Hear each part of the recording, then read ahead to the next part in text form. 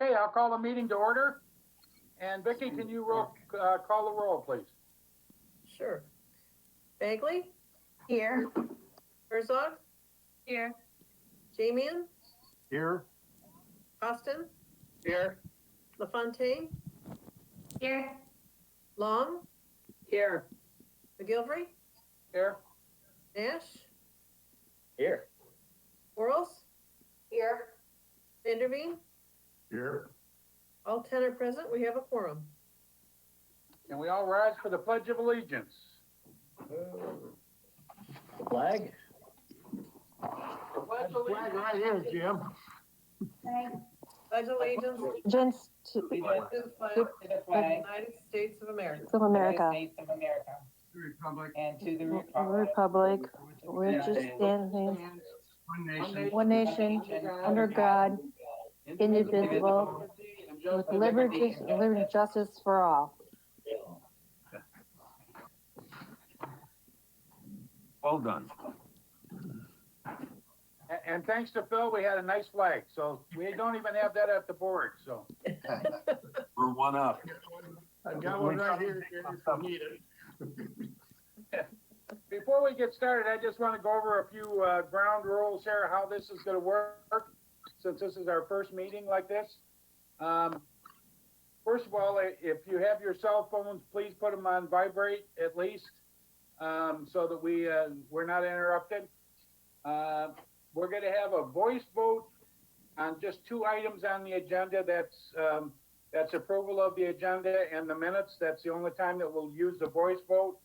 All others will be a roll call vote on every issue.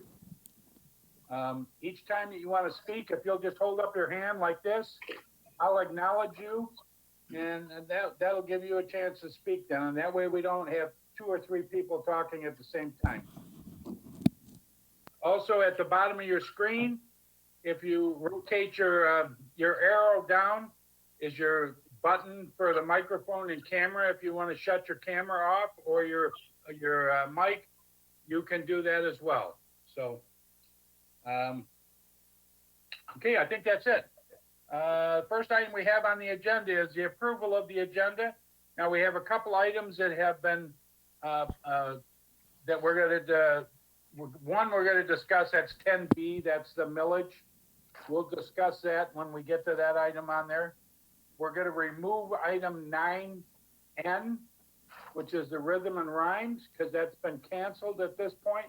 So we're not sure when that'll reschedule. So it'll probably show up on a later agenda, I'm assuming. Do we have a motion to approve? I move. So moved. Moved by Costin, supported by Vanderveen. Thank you. Any discussion? Corrections? All in favor signify by saying aye. Aye. Aye. Aye. Aye. Like sign for those opposed. Motion carried. Next item is the approval of the minutes from March 4th, 2020. Do we have a motion? So moved. So moved. Motion by Long, supported by Andrea. Any corrections or discussion on the minutes? Hearing none, all in favor signify by saying aye. Aye. Aye. Like sign for those opposed. Motion carries. Next item that we have is public comment. Are there any public comments? Good morning, everybody. At this time, I do not have anybody connected to the public comment line. Okay, thank you. We received no emails for public comments as well. Okay. Thank you, Alex. Hey, go ahead, Phil. Okay. The next item on the agenda is a review of the proposed 2021 through 2023 Oakland County Parks and Recreation budget. Dan, it's all yours. Thank you very much. I want to thank the commission and staff for your patience and adaptability in today's meeting going teleconference. it's definitely been a challenging time for all of us, and I certainly want to recognize the efforts of staff to put this together, but then also your ability to participate. This is a very important part of our mission is making sure that we have the funds allocated for the challenges of the days ahead. I wanted to give some instructions for today's session. The agenda that we're going to be presenting in is on page,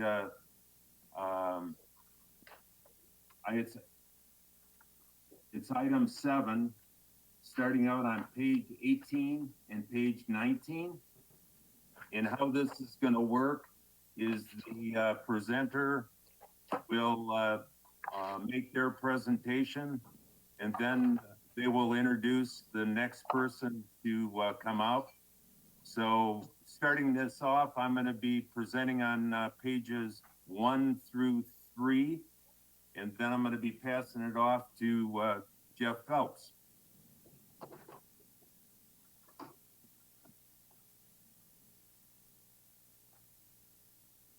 So if you go into your budget book, we have the executive officer's budget message.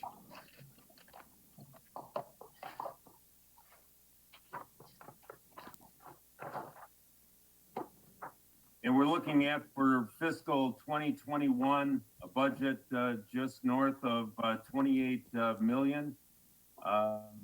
One thing, this is a triennial budget, and we do try to project expenses for the following 2 years, which will be 22 and 23, based upon largely the requested funds for 2021 with increases for salaries.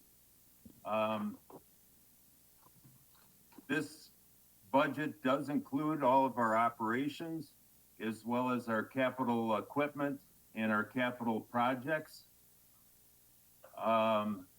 We prepared these budgets, using our countywide survey that we do every couple of years, as well as largely our history of revenue and expenses.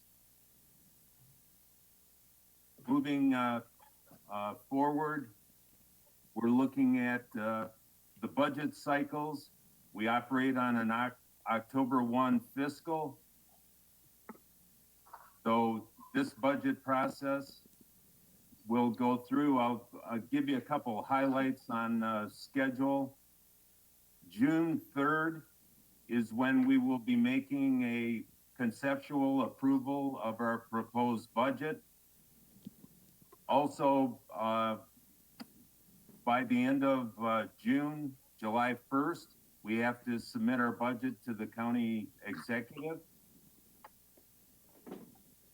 In September, we will have the opportunity to approve our final approval of our budget on September 2nd, which gives us the next 3 to 4 months opportunities to make amendments as necessary.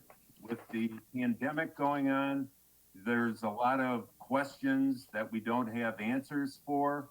And as we get those, we want to make amendments and updates to our budget to be as close to the reality as possible.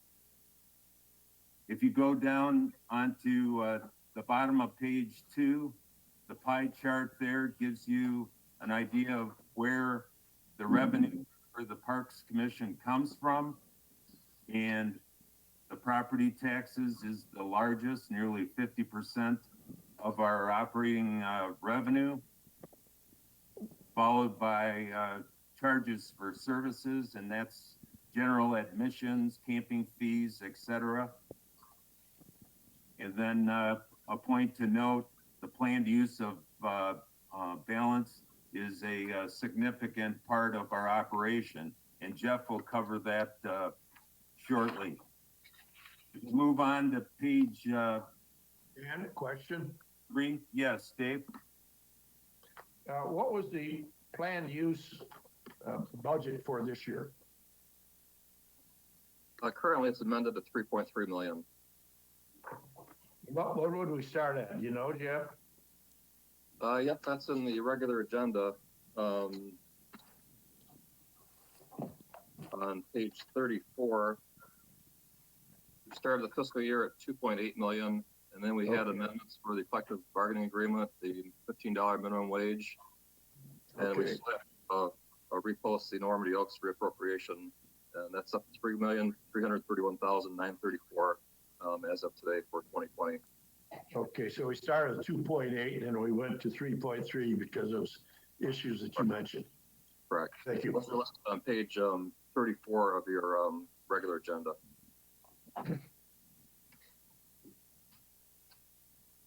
Okay. So turning the page on page 3 is that shows the expenditures of the Parks Commission. Salaries being the highest portion of our budget.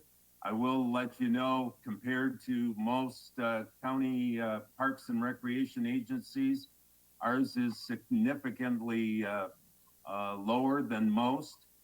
There are some park systems that operate on 60 to 70% salaries. If there's any questions on any of the items there in terms of expenditures, when probably something to point out on contractual services, it's not contracts with consultants and things like that. That's where we get blanket orders for purchasing and so on through contracted vendors to provide services or commodities. So that's not to be interpreted as consultants. Dan, Yes, I have a question on page 3. yes. Regarding the salaries and fringe benefits, does that reflect all the information that's coming through on the pay study? Jeff, I don't believe it doesn't right now because the comp study has not been approved by the Board of Commissioners. Okay. That's correct. Also, we had a $500,000 placeholder in the original budget. We did remove that this year, anticipating the amendment would go through in April, but of course it hasn't. So there was a reduction in SARS and fringes for this year for the budget going forward. We take it out, getting the amendment would put it in. So that's not going back in 2021, right? We're I- leaving it, Do not know when that'll be approved or when it'll be put in. right. It'll probably be one of the amendments that we will need the commission to approve. Do we have any idea at all on how much that might be if we have to amend the budget? $500,000. Somewhere between $500,000 and I think as high as $1 million is what we've been quoted. That's correct. Question? Yeah. Dan, do you think that that's a luxury right now, considering what we might be faced with further into the agenda? You know, some forgiveness and contracts and so on and so forth. And You know, a luxury in terms of employees getting additional money for. No. To implement the study, just the study, because we're just talking about the study here, right? Well, the study has already been conducted. It's Okay. the sorry. results, the recommendations of I the see. study that have Okay. not been adopted by the Board of Commissioners. And I Okay. believe, just for a quick little history, is that I think the last comp study that the county had was in 1986. So, Right, so it was needed, it was necessary, so it must have been implemented, before my time. yeah. And so, okay, sorry. Greg, this is countywide. Oh, it's a countywide study. Okay. I see. We're just part of that. I see. Okay. Okay, are there any other questions on there? I can turn it over to Jeff for pages 4 through 30.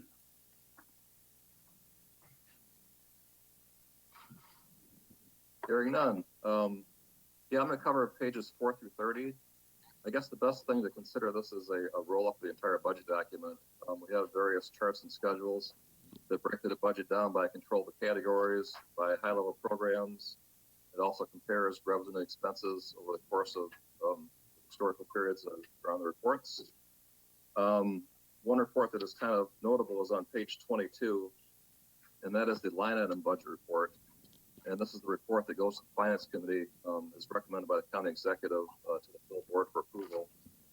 The descriptions for every line item is in the back of your budget document on pages 283 through 298. I'm not going to go through the high level detail too much because we could be here for a while, but I do want to go to page 27, which is the fold out page, and that is the budget projections. Keep in mind, this was prepared a while back now. We had to get it to print. And of course, we're always key on that unrestricted net position balance. Right now, we're forecasting the current year at 1.8 million, but that was before the COVID-19 occurrences happened. Taking a quick look at the lost revenues for parts of March, April, and especially May, we're looking between $3.5, $4 million in lost revenues. So it's very evident that that unrestricted balance is going to go below your policy requirements by a couple $1 million. It's unavoidable right now. I was also going to cover just quickly pages 28 through 30, because those are also reports that go to the Finance Committee, and that's the budget broken down by the categories. Yeah. And there's also a narrative that goes to the Finance Committee for review. Basically, those are comparing line items and give like a verbiage behind the changes that the park staff went through in the budget process. It's a little more detailed on what some of the things are, but it really gives representation of how the budget has been changing comparing to last year's amended budget.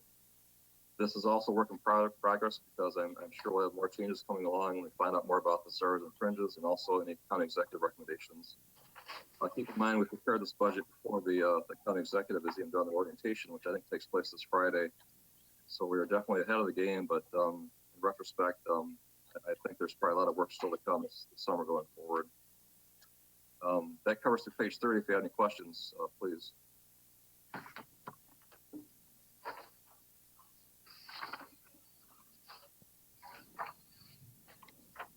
If not, Tom Hughes is going to cover capital equipment.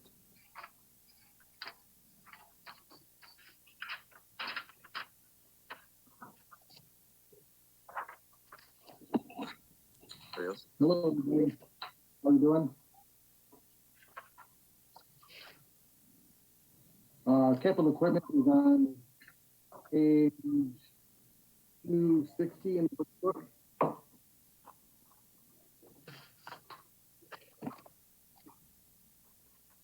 So in December, I presented the capital equipment forecast for 2021. There were no changes stated from the last presentation, other than independent notes. We purchased a utility vehicle this year instead of next year, in lieu of purchasing a rescue boat this year because of the changing services. So that was the one item that we removed from the capital equipment budget for 2021. Everything else will remain the same. No changes in the proposed equipment. On the capital equipment that we presented, and it's in the budget book today.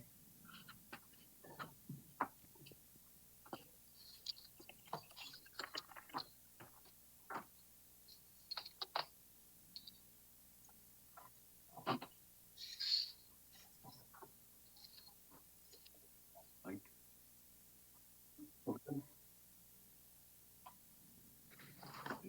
Any questions for Tom?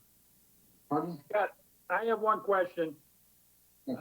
In that we might be in a tight situation, can we cut back on any of the capital equipment at all? And where might we do that? Any ideas?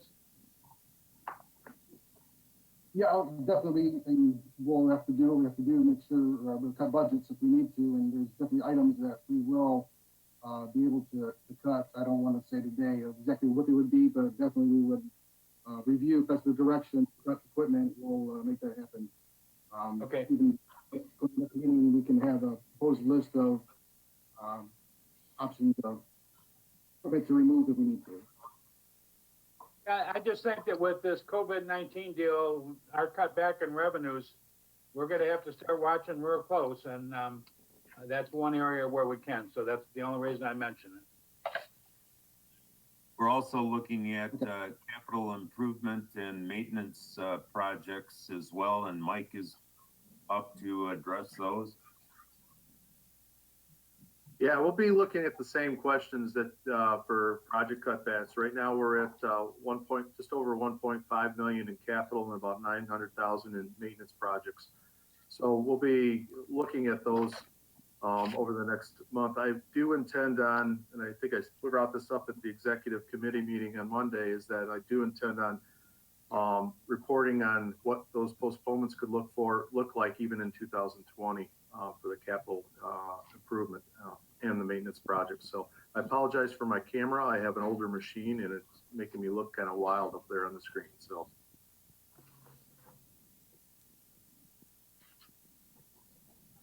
Did you want me, Dan, or Commissioner McGover, did you want me to elaborate a little more on capital right now since we're talking about it?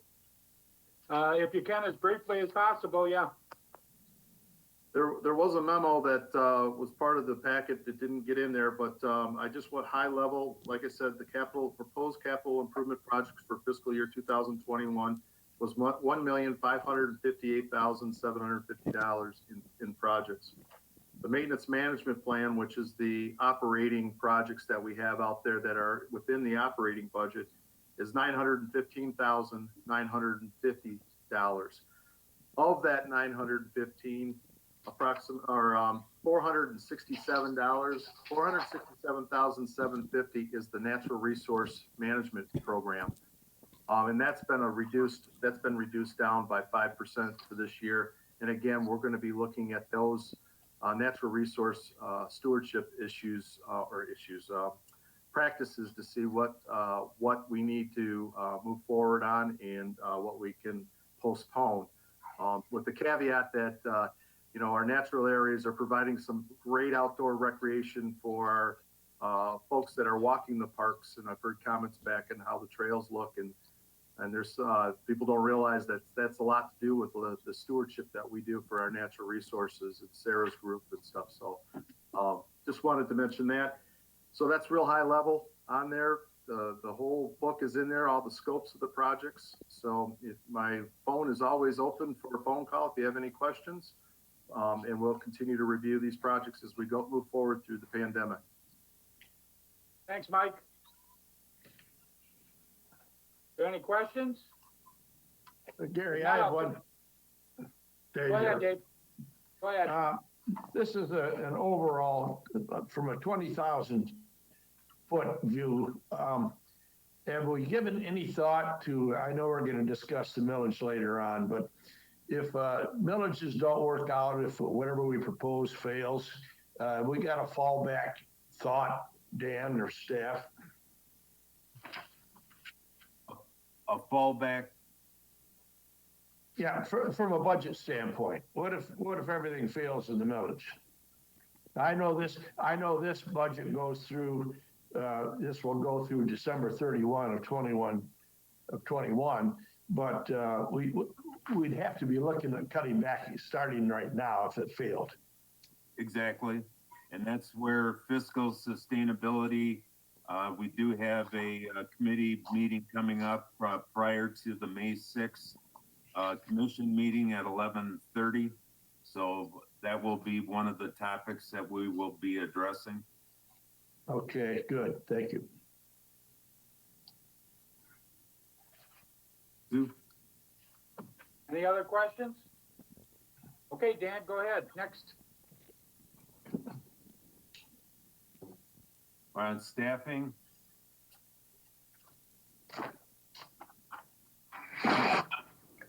Staffing, just there are no recommendations for new staff. Currently, we have 74 full-time staff. We have 8 vacant positions, and we have full-time positions. We have 13 full-time positions that we are currently underfilling with part-time positions.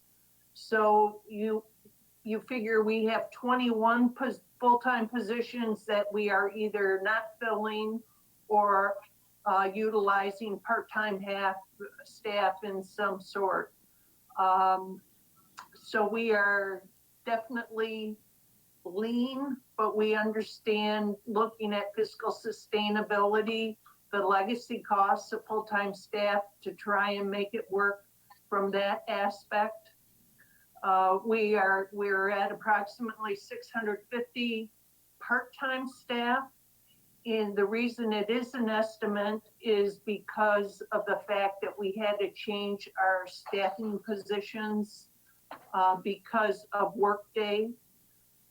And we're no longer able to double fill positions, that we need a position per employee. So that's it in a nutshell. I don't know if people have questions. Are there any questions for Sue? Thank you. Hearing none, we'll go on to the next section. So I think for expediting our review, would it be agreeable that if people have questions about, because these next 40 mini presentations are based upon our budget centers that we have, as one of our efforts for fiscal sustainability is knowing where true cost is in the operation and provision of services and facilities. So we have 40 different budget centers that we have broken down for you. And the biggest one is in the area of administration. If you have any questions there, we have broken out the marketing and communications for the commission to see our commitment to promoting the park system. What page you on, Dan? I'm sorry, we're on page 40 to 44 and 45 to 47. Thank you. Then we've also broken down the compliance office, which is the auditing division of fiscal services, to do a high-level audit of park operations. That's on pages 48 through 49.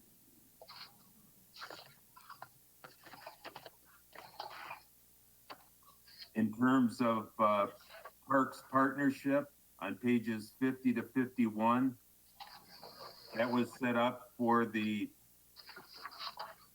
partnership with the city of Royal Oak for the development of the Normandy Oaks Park.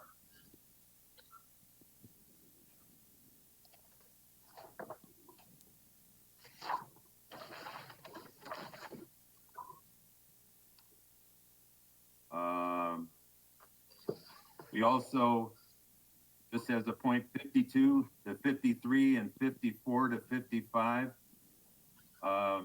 Jeff, do you want to comment anything on fiscal services? That was another, back when we reorganized our department in 2008, we had our own accountants, and so we, instead of having our own staff, we contracted with Oakland County for the provision of those services for Parks and Recreation. So those are separate budget centers. And they're mostly salaries and fringe benefits. There is a smattering of internal services, but it's mostly salaries and fringes. Yeah. some internal services for things like computers, copiers, et cetera. Is there any questions from the commission about any of the golf items on pages 56 through 80?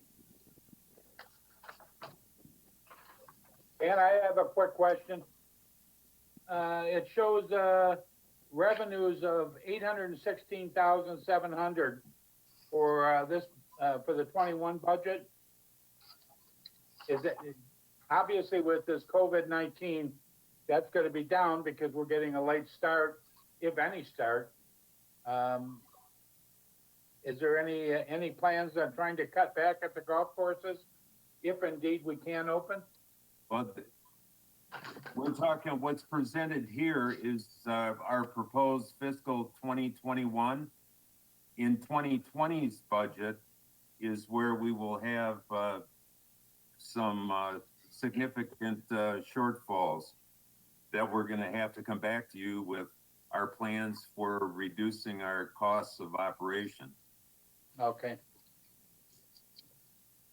All right, thanks.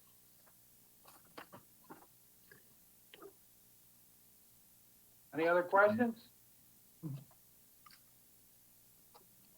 Okay, how about on conference centers, pages 81 through 110? Again, you will see that we have broken down for the commission and for staff's management. We now have conference center budgets as well as concessions and restaurant services broken out. Those used to be combined with the park and golf budgets. So now we have the ability to separate those cost centers. Is there any questions there?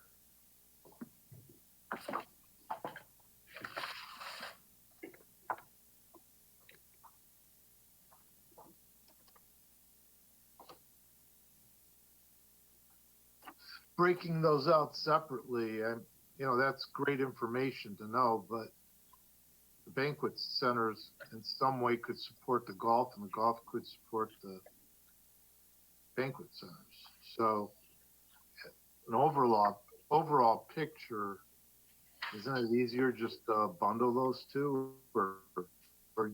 I mean, it's good that we know internally, what the banquet centers are generating separate from the golf, but philosophically, don't they both support each other? Because I know we used to do that in the past, the bundling. They used to be bundled, and then we've broke it down by park and by budget center to create so that we could separate the cost. And that was done probably 3-4 years ago. Okay. So from that, I mean, I noticed some golf courses are doing better than others and some conference centers are doing better than others. What do we attribute that to? Just modernization or updating or location? And part of it is depreciation as a cost. Okay. Okay. Is there anything else staff wanted to point out?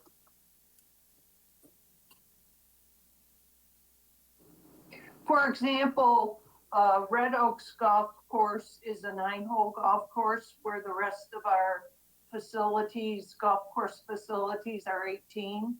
Also at Red Oaks Golf, we have to pay for the water. We have to use city water where the rest is operated on well system. As far as conference centers, we used to operate them where we had exclusive caterers. Right now, we operate them differently, where Oak Management is the exclusive caterer and operator of Glen Oaks and Addison Oaks. We are in the process of self-operating White Lake Oaks, where we will take over the operations. Lion Oaks is, there's an exclusive caterer, and they are responsible for bringing the food in. So it's now different, and therefore their monies back to the county are set up differently in response to what they utilize at the facility. Okay, Sue, yeah, thank you for that explanation. That certainly makes sense. And part of it also, Commissioner, is that we've got well over $20 million of assets tied up in these banquet facilities. And back 20, 30 years ago, that was a hallmark program of the park system. But when you start to break down the costs of providing those services, you see that there's a subsidy for those. And what staff is trying to do is narrow that gap in trying to generate more revenue, as well as back in those contracts, our staff could not use our own facilities for public programs. So in the contracts that we've negotiated, we have built in where we can use up to at least 12 days per year for recreation programming.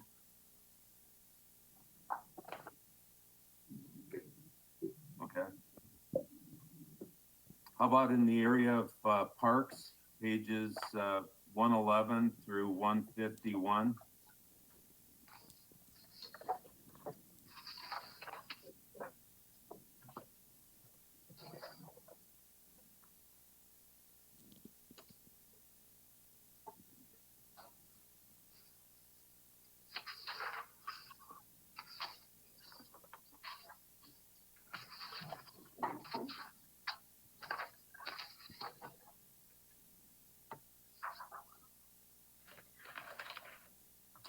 Any other comments?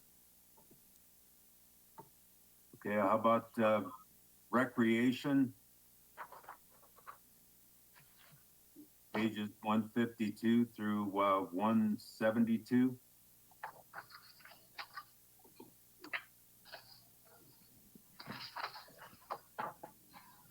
Sue and Brandy, anything that you'd like to focus on?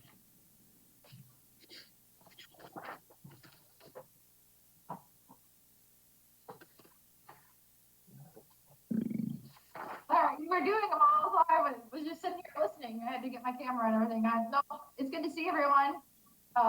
Yes, you guys. No, RPS is in a very unique situation, just like everybody else is during this pandemic. Obviously, our department is very people-based and touch-based at the nature center, so we're really to come up with alternative ways that we can interact with our communities, and this will be a financial impact to our division if we can't do some of the things that we normally can for an extended period of time.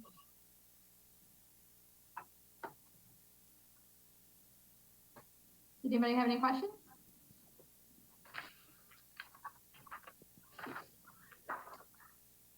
Thank you. Yeah. And also for the commission's information, we will be looking at programs for the remainder of this summer, as well as modifying program offerings possibly for next year as well. Facilities maintenance, our natural resources management plan. Just a couple things to point out in facilities maintenance. The budget there represents that general program admin line item, which has the maintenance management plan dollars in there. That $915,000 that I talked about earlier in the meeting is within that $2.8 million there. So if you subtract that maintenance management plan out, the bottom line would be $1,974,702 for facilities maintenance. Hey, Mike, what page are you on? I apologize greatly. I keep forgetting about that. 173. Thank you. Sorry about that. So the only other last thing I'd like to point out is this year we're going to be separating our natural resource stewardship program out of as a separate cost center underneath facilities maintenance. So, and we're going to be keeping all of those expenditures and contracted services and stuff in the future within that budget center and tracking them according to each of the budget centers that we're working in. So that's new to us. We're going to be working through that. And again, we'll be always looking for ways that to address our budget woes, if you will, going into the future on what we can address there. So I just wanted to point that out. Any questions?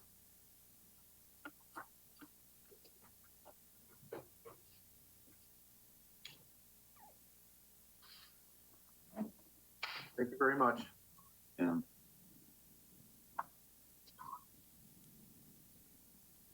What's that, Dan? So if there's any further discussion or questions that you may have on anything that was discussed, the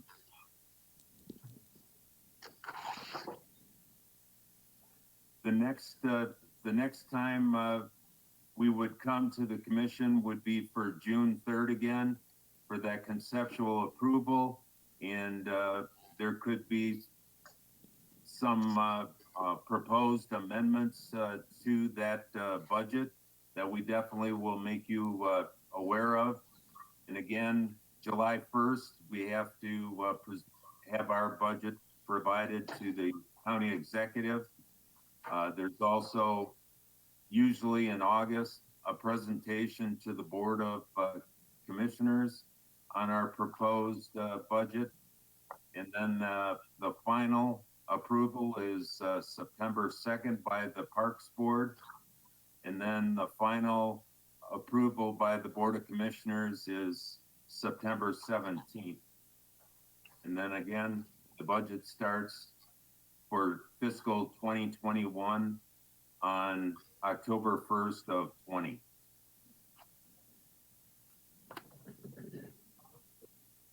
Okay. We all set then, Dan? Yeah. Greg? Mr. Chairman, it's just a note, you know, on the ORV, are we gonna open that this spring? I mean, we have a grand opening, don't we? June. It's scheduled in July. Okay, and there we're is- still looking at doing that. I mean, the opening.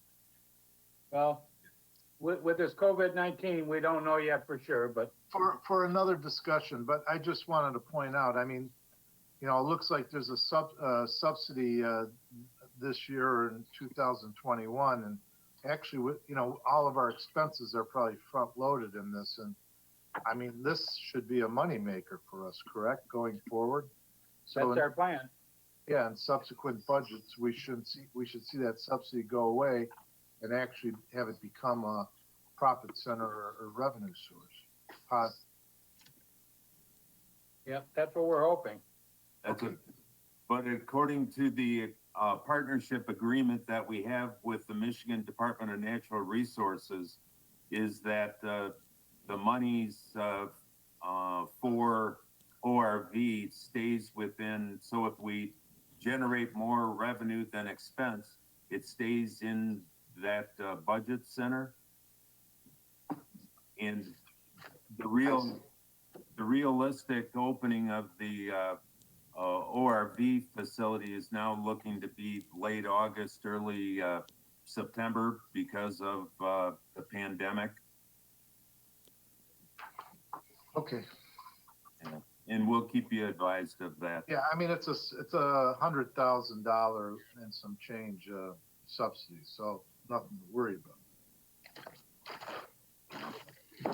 The flip side of that is I think they've agreed to share the revenues, right, Dan?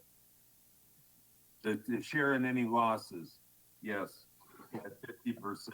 Okay, good. Okay, is there any further discussion on the budget?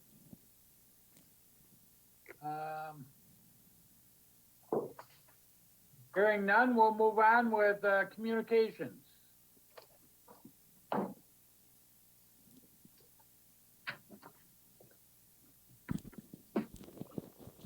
Jeff is getting ready. Lost the page number. Yeah, on page 20 and 21 of your regular agenda, communication items, there are no additional CIP requests from unrestricted for capital projects.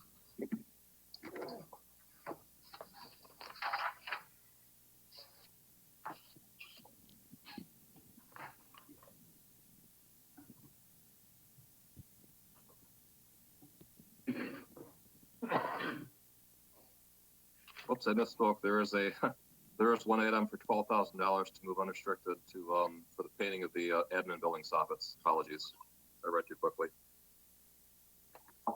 And just so everybody knows, that's also, that 12,000 will be coming out of capital, reducing the capital budget down. So it's a kind of a wash.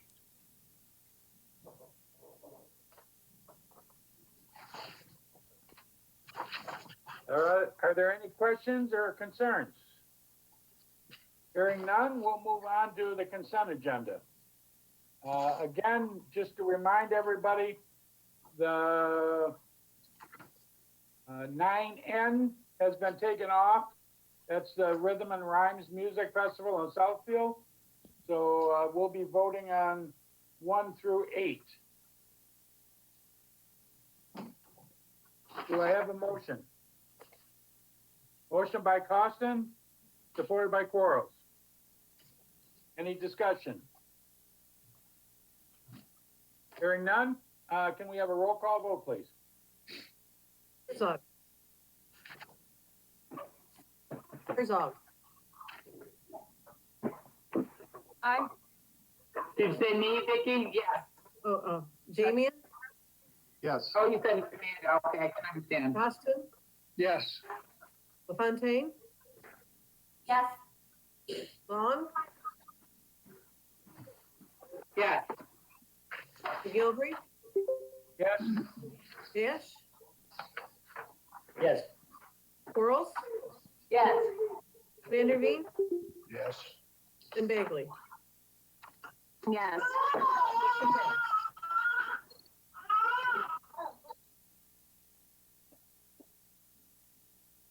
Vote is 10-0. Okay, thank you. Next item on the agenda is on the regular agenda, item 10A. That is a request for relief from Fuller Oaks Management LLC for waiver of rent and utilities at Addison Oaks and Glen Oaks. Do I have a motion? I'll move the motion. Who was it? Greg? I'll support. Yes. Nancy supports? Do we have any comments, Dan? Bill, do you want to make the presentation? Yeah, I did invite Oak Management to the meeting. I don't know if they're here or not. Is anyone from Oaks Management in the meeting right now?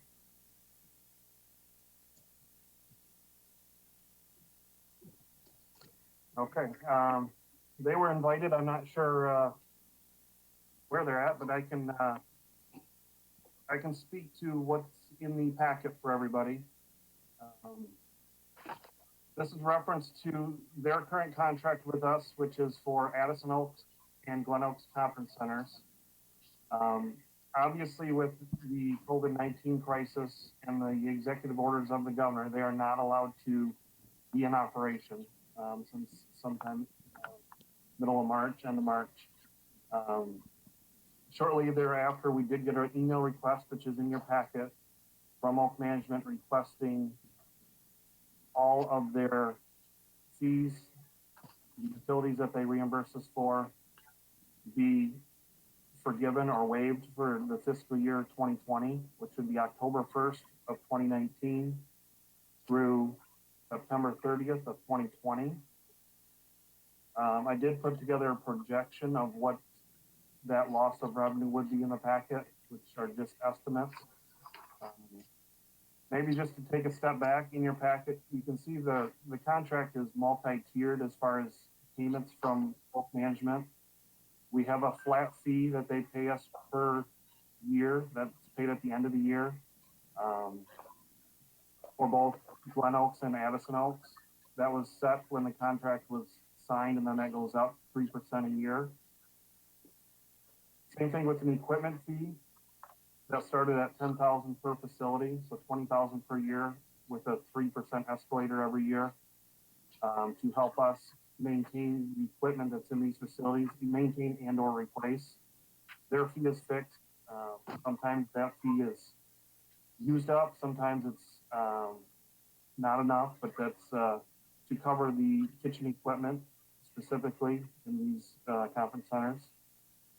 Next is the food and beverage fee, which is a tiered scale, basically a commission based on their sales, starting once we hit 1.5 million for the year. That's really a not in effect for this year because their sales will be so far down this year. That will not come into play. We will not be getting any commissions from there. So there's nothing to be forgiven there. The last one is utilities. We pay the utilities for these two facilities because the county has very good contracts with third-party utility companies to manage our utilities, that we get them much more affordable than they would be able to in the public market. So we've agreed to pay the utilities, and then every quarter we will invoice Oak Management, and then they pay us for the previous quarter. So October through December was quarter one. Those have been invoiced and paid already. So their request would in essence have us refunding those back to them. Quarter two is January through March. We just got those bills finalized earlier this week. We have not sent those out for payment yet because of this item on the agenda. So those are ready to be sent. But based on their request, they're requesting not to pay us anything this year. So I developed in your packet 3 staff alternative proposals. There's 1, 2, and 3. Item 1, proposal 1 would be accounting for all of their expenses this year, the flat fees, the equipment fee, and utilities, and just deferring those payments starting in 2021. That still leaves them 5 years on their current contract. And in essence, it would be a 5-year interest-free loan. So that would be not forgiven, just deferred. We would not be out the money, it would just be taken in future years. The other 2 proposals have some sort of actual debt forgiveness in them at different levels that are just pure examples. I mean, really the book is wide open at how we want to handle this. I want to put some proposals in there for consideration, just so we were able to have a discussion at some different alternatives from their proposal to an alternative that staff thought might be a little more reasonable. A note that anything that would be proposed by this commission to be forgiven would have to go to the Board of Commissioners for actual approval. That's not something we can take care of ourselves. So I think that was. I'm ready for questions. Question, Chris Long. Go ahead, Chris. Turn your mic on. Okay, got my mic on. All right, so we heard a little bit of this on the executive committee on Monday. And I really looked over these, good, Phil, thank you, with these numbers and stuff.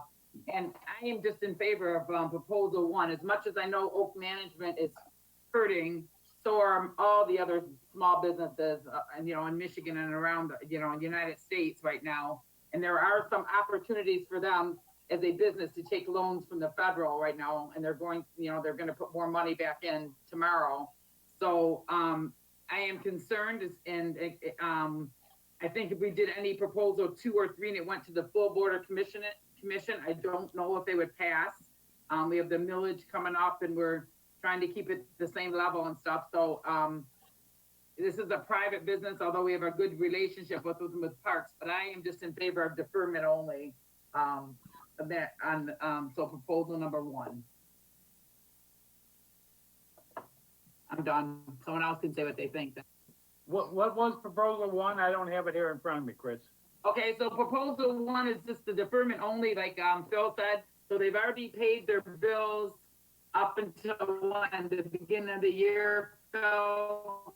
So I don't want to reimburse any money, but it's just deferring and taking their payments. I think Phil, correct me if I'm wrong, taking their payments and averaging them out. They'll have 5 years in their contract to pay them back for this year. I think that's what you said, correct, Phil?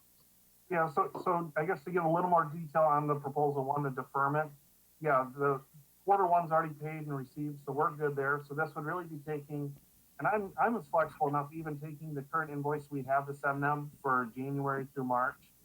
And we can add that, we can roll that into what would be paid with the other utilities the rest of the year and their flat fees. So really, it would be all the money they owe us from utilities from January through September, and then the fixed flat fees for the year would all be rolled into one amount at the end of the year and set up on a 5-year payment plan starting in October of this year. Monthly payment, equal monthly payments. This is Okay, well, that's the one. I'm almost done. That's the one I'm in favor of. I don't think, a lot of people and our board of commissioners aren't in favor of us being in the banquet hall business anyway, and some not even the golf business. And then if this went to the board of commissioners, I don't think it would pass, in my opinion.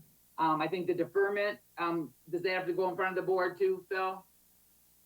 I believe Jody Hall's on the phone. I don't think it does. I think this would just be a contract amendment. If you approve this, we would do with purchasing, but if Jody's on, can confirm if this would have to go to the full board or not. Yeah, Jody's on, and it would be a deferment. It would be It would be amendment to the contract. We're not discharging any of the debt that they owe us, so it would just be a change order pursuant to purchasing policies and procedures. But it would be codified. But it would be codified in an amendment, so we would have recourse if they don't pay. Okay. But that, to me, out of all proposals, that's the safest one. So I'll let someone else ask questions. Thank you. Mr. Costin, you're up. Go ahead. Thank you. I think my first question is, Oak Management isn't here. Were they aware that we were going to be holding our meeting via Zoom today? We're here. Oh, I'm sorry. I thought they weren't here. I apologize. Yeah, sorry. Hello, everyone, and we appreciate you considering this matter today. Thank you. I wanted to make sure that they were aware, that's all. And so I'll step back for right now and listen to Oak Management if it's their turn, unless another commissioner needs to speak. Are there any other questions from the commissioners first, and then we'll go to Oak Management? No other questions? Okay, Oak Management, floor is yours. Thank you. I hope everybody's doing well and staying healthy. I'm Janet Lakis. I'm the managing member of Oak Management, and I have with me Daniel Shaw and Nick Lakis. And, just in reference to what Chris was just saying, this is not like a recession. I mean, we are federally mandated by the government not to work. We don't have quiet enjoyment of our space. And even if shelter in place is lifted, we are not likely to have quiet enjoyment in the future because there will be restrictions on the number of people that you can have at a particular party. So we will not be able to run our business. We are forbidden from doing so, and that is by government mandate. I think that, to say that, oh, we're going to give them relief, but then we would have to give everybody else relief. I would argue that we are in a unique situation here. Since we are in the party business and our parties in the summer tend to be 150 or more, it is highly unlikely that we will be able to run our business. And then just going further, as you know, it's hit the hospitality business the hardest. And these are the people that you will see the most attrition from. Not only has it affected this year, but 2021, which is normally substantially booked, is not. Usually all of our Saturdays are gone. Very few deposits have been taken. And this is due to the COVID and recession fears. I mean, one thing is the illness. The other is that people can't project a year out, and our business is booked a year out. The other is that we've had constant cancellations. I mean, we have deposits that are non-refundable, but because these are Oakland County residents, and because we feel an obligation, especially as we've been closed, to take care of our Oakland County customers, we have been giving that money back. We don't have to. We're just being a good neighbor, a good company, and representing Oakland County in the best way we possibly can. And that's why we've done that. And, that has been a very, very expensive undertaking because, as I said, these are non-refundable deposits.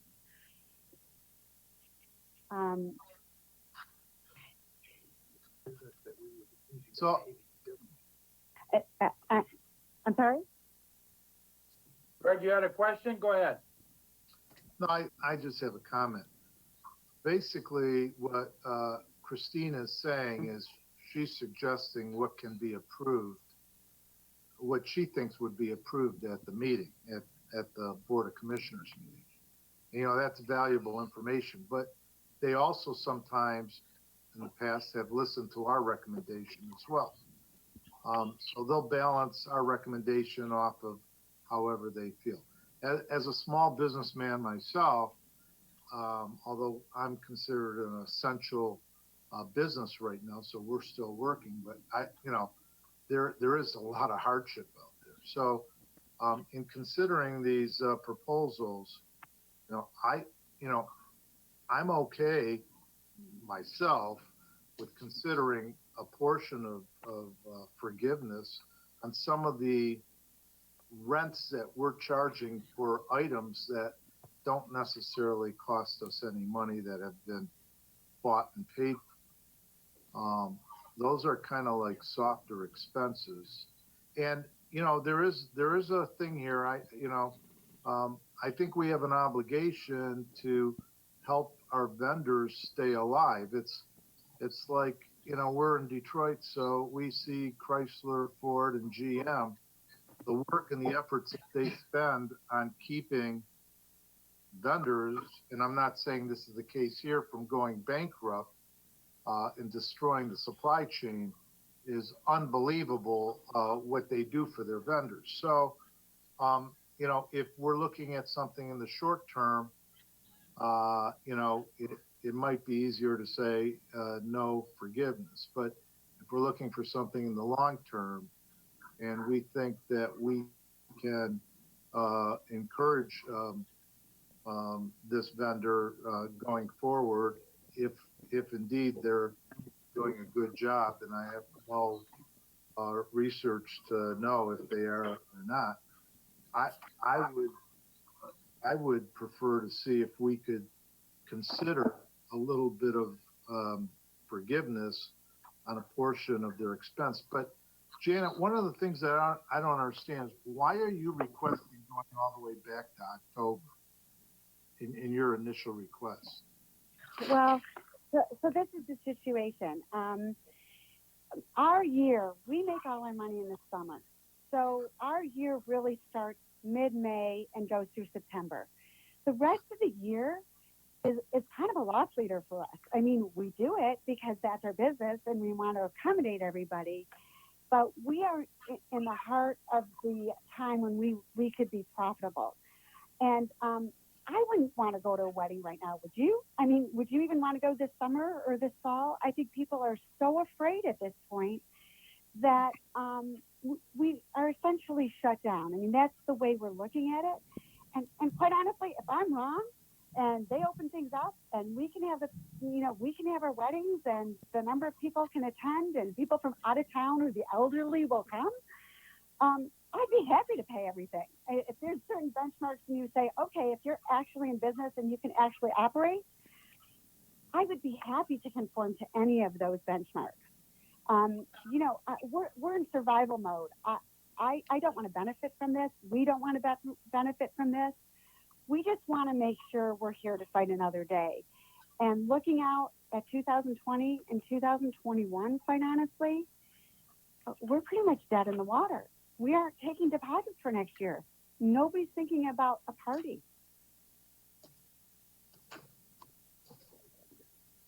Mr. Costin.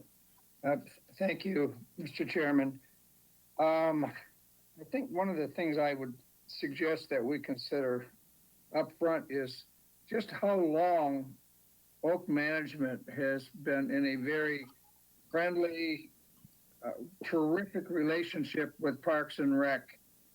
I want to remind those commissioners that maybe didn't know that at one time there was some concern and an audit was done, and a complete audit of the data provided to us by Oak Management came out 100% perfect, except for someone didn't allow for tips in the cloakroom.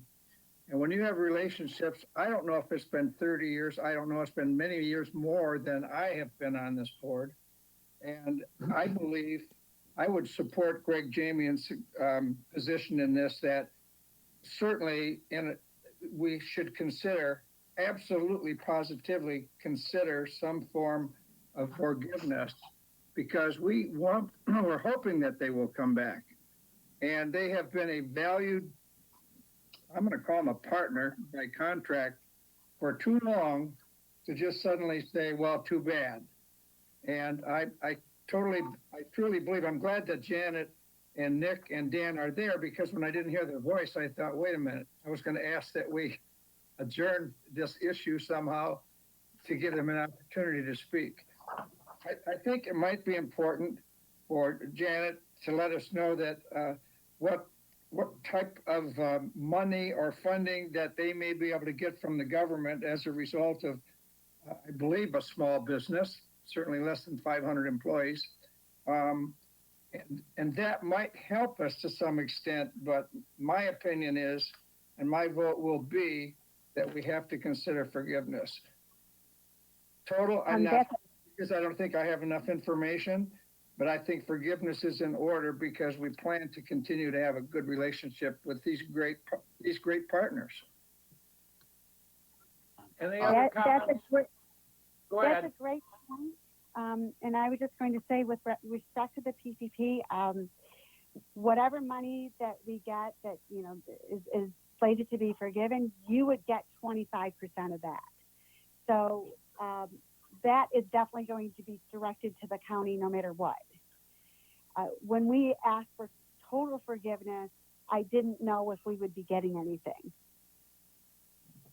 So you would definitely get that money.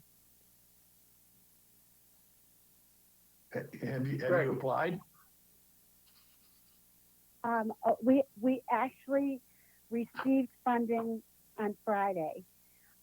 This is our problem, that we got funding and we have to obviously pay it all in payroll. I'm sure everyone's familiar with the program, but we've laid off all our workers and we're sheltering in place and we have nobody to pay. So I'm hoping that will change in a couple of weeks, and we'll at least be able to operate minimally and use some of that money. And to the extent we can, as you know, 25% of whatever that amount is, we would pay to the county. Yeah, and you only have 8 weeks too. That's my understanding. That's the problem. And So the whole program assumes that everybody's going to be back in business in 8 weeks, and I don't see us coming back to normality in 8 weeks. So to get loan forgiveness on that PPP, I'm not supporting the full forgiveness as Oak Management presents. I'm not supporting that, but I could support, you know, our proposal, staff's proposal, you know, number 2 or number 3, probably number 2. but no, that's. Andrea? Andrea, go ahead. Can you hear me? Yep. Okay, so of the proposals, I'm leaning towards proposal one. I know there's a lot of uncertainty. I know everybody's feeling the effects. I know my organization is feeling the effects and dealing with PPP. I think deferment is the generous option and something we should consider. We just looked at our budgets and going into the uncertainty of the millage coming up and what position are we in financially to be doing this? Just my support would go to proposal one only. I feel uncomfortable with the other options with the level of uncertainty moving forward in regards to when things are going to open up and if they are. So I think making a decision today with that still kind of being unknown, I don't feel comfortable with. So at this time, I would only support proposal one. Thanks, Andrea. Dan? I was just gonna point out is that Oak Management has been with us, since 1974 and, has provided, great service, to the residents of Oakland County. What I might suggest, Chairman McGilvery, is the possibility, if we don't, do we need to make a decision today?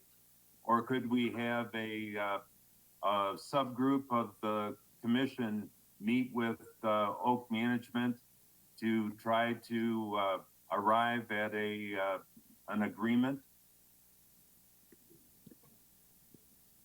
I suppose we could do that. I'm just not, I'm not sure, I guess, at this point. I got a question. Chris, go ahead.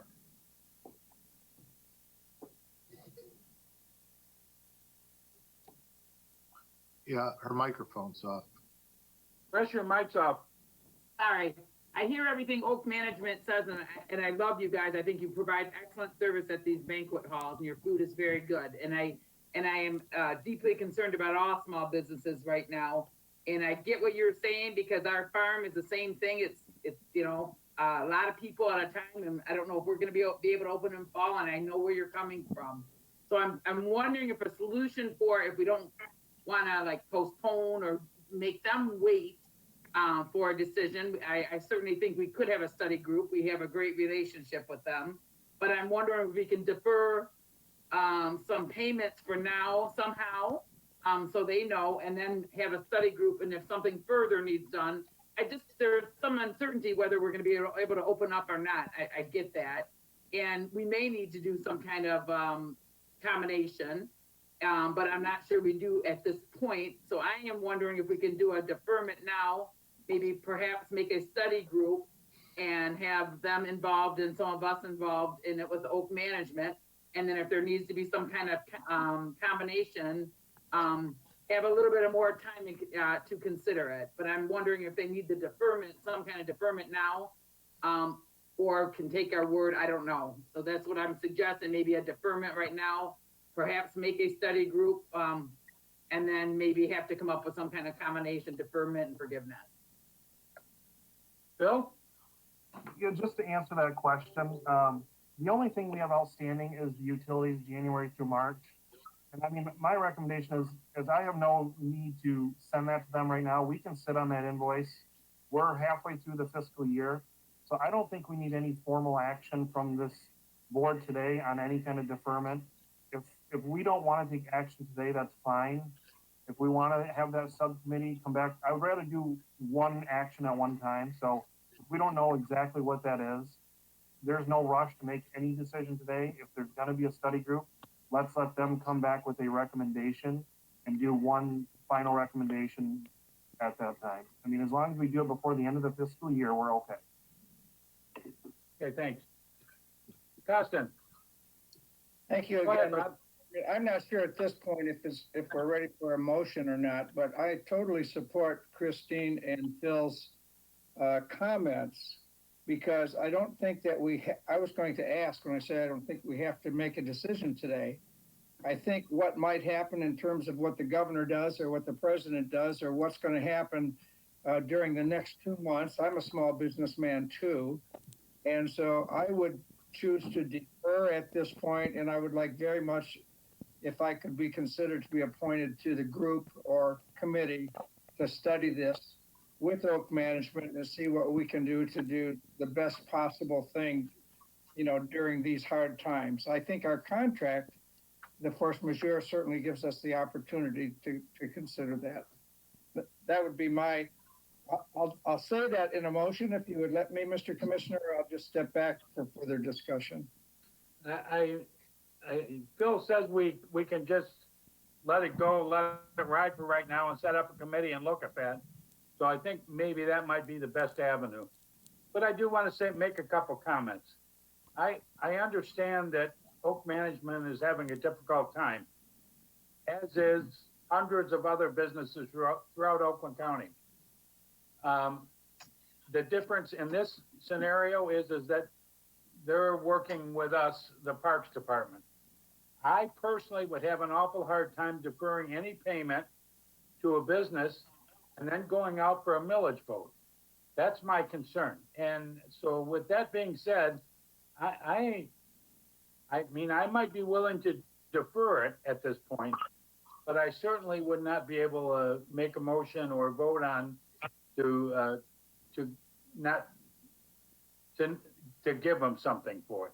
I mean, it'd be just too hard to explain to the taxpayers that we're using money that should be used for parks and maintenance of parks, and then we're gonna go out and try to get more money from them possibly, or even just the 0.25 millage at the same time. So I understand, and I do feel bad for any business, Oak Management, for any restaurants that have to close down, for any bars that have to close down, the bowling alley that had to close down. I feel bad for them. And there's not a lot I can do about that. And in this situation, the only reason Oak Management is coming to us is because we hold the lease to the building, more or less. And that being the case, I just, like I say, I have a hard time giving taxpayer money to cover a business. That's why they had the PPP loans available. So I just can't in good conscience vote for that. So is there any other comments on this? I have one quick question, Gary. Yeah, Dave. Are we occupying those buildings along with Oak Management for winter periods as well? I know, of course, we do in the summertime for Glen Oaks, but what about the Addison Oaks in the wintertime at Glen? We share those quarters? Addison Oaks is 100% Oak Management. Glen Oaks, we have the pro shop in the one part of the building. Yeah, that's in the summertime. We don't do that in the winter though, correct? We have an office. Okay, all right. Thank you. Can I make just one quick comment in regard to, you know, it being called, it being forgiven any amount? This is Dan from Oak Management, sorry. The whole purpose of us coming to you is not necessarily for any type of a forgiveness.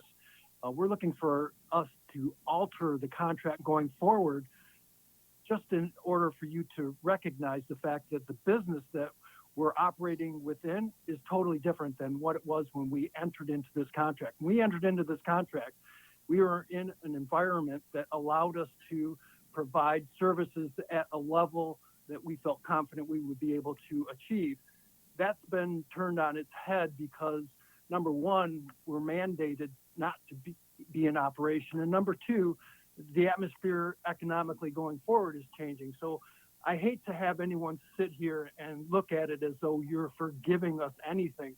All we're looking for you to do is recognize the fact that what environment we're going into is different than from what we were contracted for, and to change the language so it represents the reality of what we're going to be experiencing going forward. Thank you.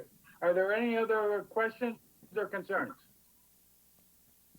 I guess, Phil, you're saying that we don't need to take any action at this point? It's just a deferment at this point? Jody, correct me if I'm wrong, but I mean, technically, their lease, their utility reimbursement that we have on file is due back to us within 30 days of us invoicing them, but we have not invoiced them yet. So, I mean, I would say administratively, I don't have a problem sitting on that, until we know what the direction is. I mean, we still have it on record of what that amount is. And since we're, I'd say, in the middle of negotiating, we can sit on that and whatever the resolution is, we still have it all tracked. So, I mean, we just won't send them the invoice right now until we know where we're headed. Phil, this is Jody. You are correct. It's due to us, the utilities, within 30 days. So, you could create the subcommittee today by motion, evaluate it, come up with a proposal. There are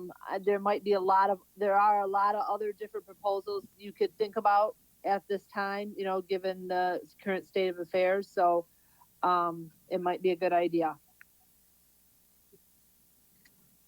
Okay, what's the interest in setting up a committee? Somebody make a motion. Nancy, go ahead. I second. Okay, I move that we set up a study committee for Oak management.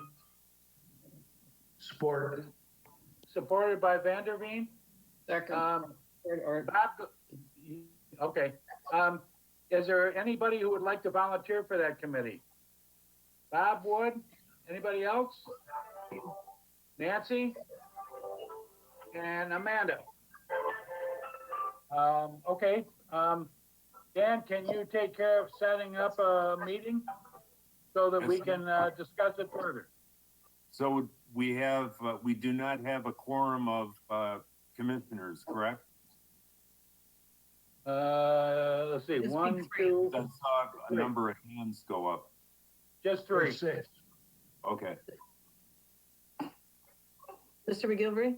Yes. I have Mr. Costin, Ms. Quarles, and Ms. Herzog. That's what I think that's it, because we can't have a majority of the Parks Board. right, so at this point, it's just 3 committee members that I have. Yes.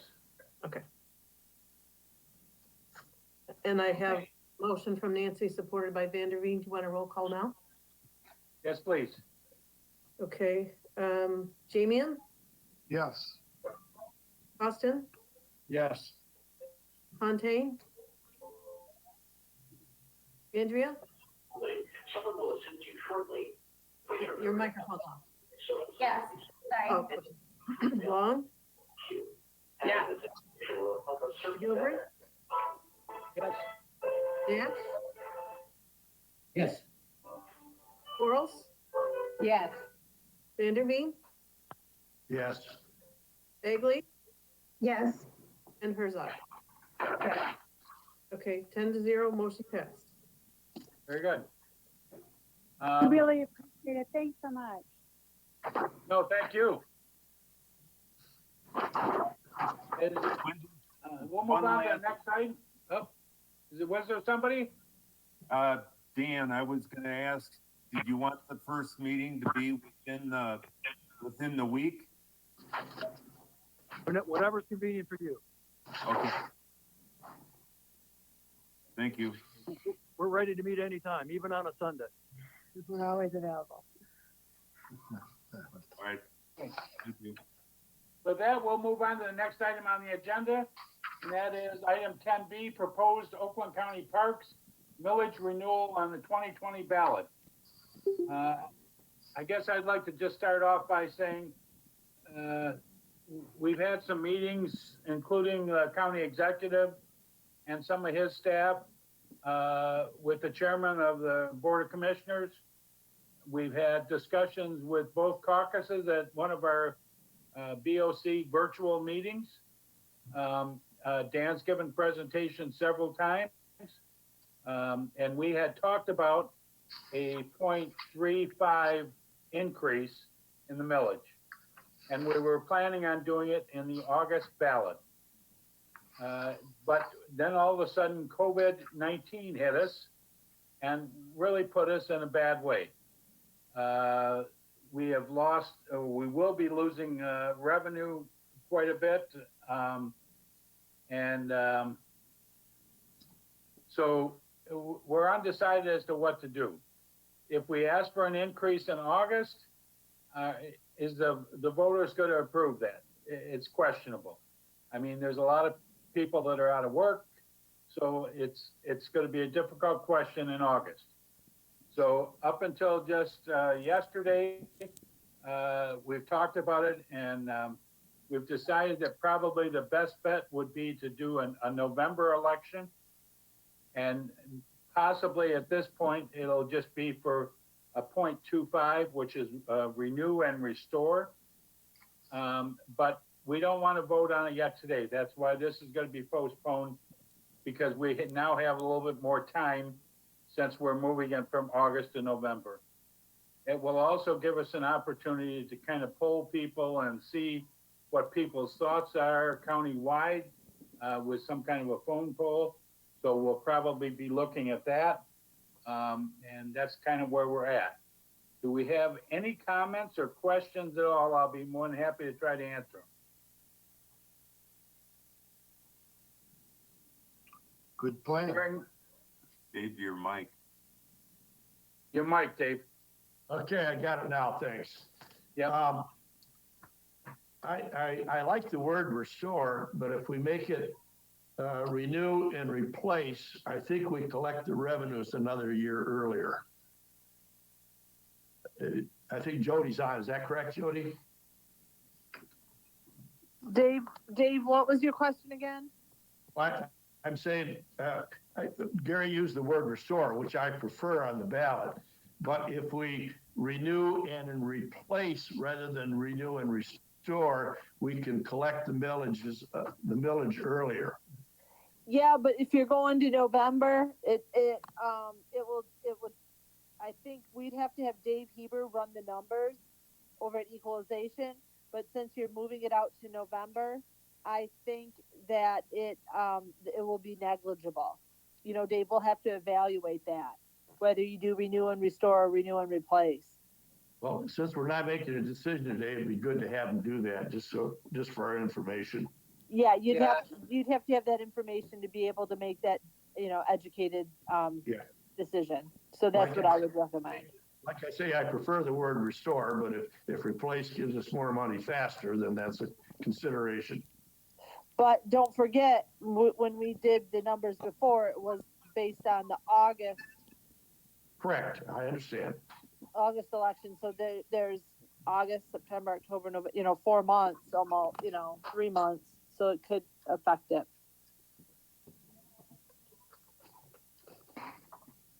Is there any other questions, thoughts? Somebody jump right in if you want to say something. Okay, if not, we'll move on to the next item on the agenda. That is the CIP maintenance projects approvals.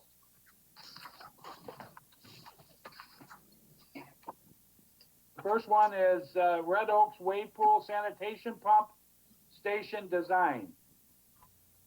Good afternoon. This is, this one is a project. We came to the commission in December for conceptual approval for the replacement of the splash pad or the water feature down at Red Oaks Water Park.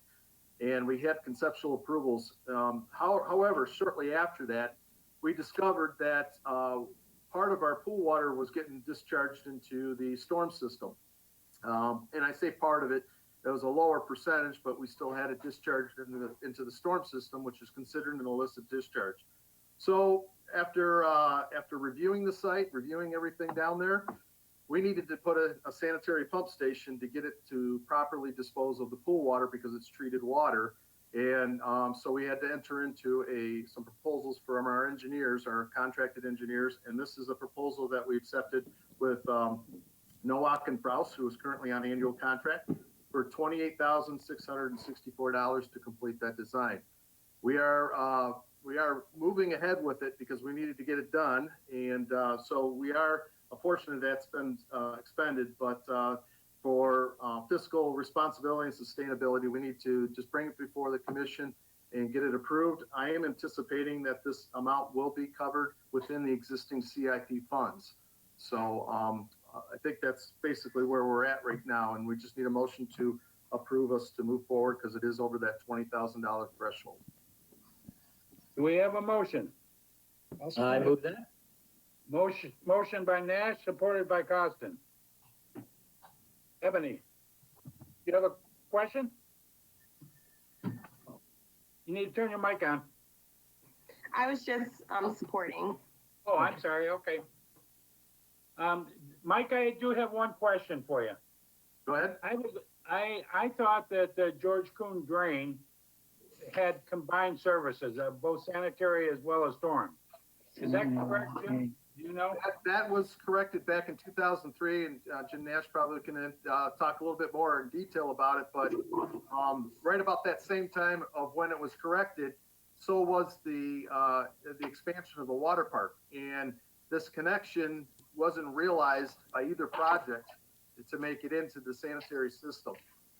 It's not like we can go just do a direct line over to the retention treatment facility and dump pool water, because that affects their treatment facilities downstream. So it was kind of a quandary. We worked with Gary Nigro at WRC, their engineer over there, to kind of work through that, Steve Court, to work through what we had, and the folks down at the retention treatment facility, to see if there's any way to easily make this connection without a pump station. And the bottom line came down to it that we needed a pump station.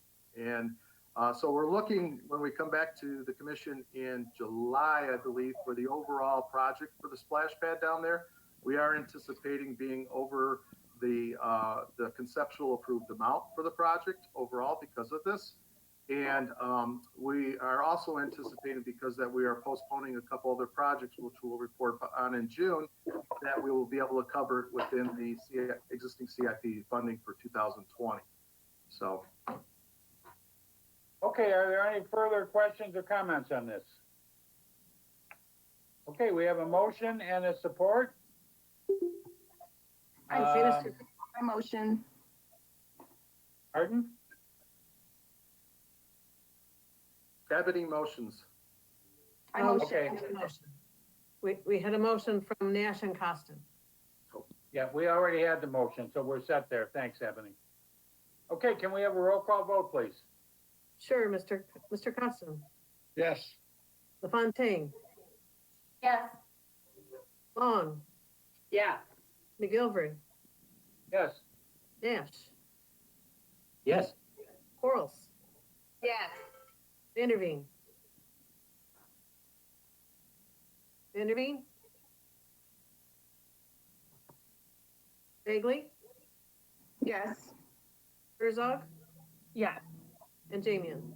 Yes. 9-0, motion carried. Okay, we'll move on to the next item, which is Orion Oaks, LJ Construction Temporary Construction License. This is a project that was brought to our attention. As you are aware of, we do no longer have a tree service company using the gravel lot out at Orion Oaks. And we were looking for, we have to do a restoration project of that gravel lot. And this kind of fell into our laps a little bit. LJ Construction, who was a contractor that we worked with on the safety path connection at Independence Oaks, is currently working with the Paint Creek Trailways Commission to install some bridges and do some trail improvements. And they're looking for a storage lot that's secure for their materials and equipment for that project. And lo and behold, right a mile or two away, we have our lot. And in terms of their use of this lot, they are going to provide services to help us with that restoration. And those services include all the earthwork that's required to remove the gravel, grade the site out to natural drainage, spread the topsoil, and then our staff and through other contracted services, we would reinstall fencing, soil erosion, and restore the area, the native seed mixes, and so on and so forth. So what we're asking today is for the commission to approve this license agreement to allow LJ Construction to use the Orion Oaks storage lot in return for earthwork services. That's kind of in a nutshell. Everything's attached that you could see if there's any other questions. I'm looking for a motion. Is there any questions? Hearing none, do we have a motion? Ebony?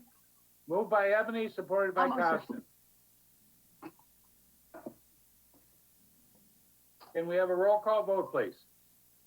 Sure. LaFontaine, Yes. Long, Yes. McGilvery, Yes.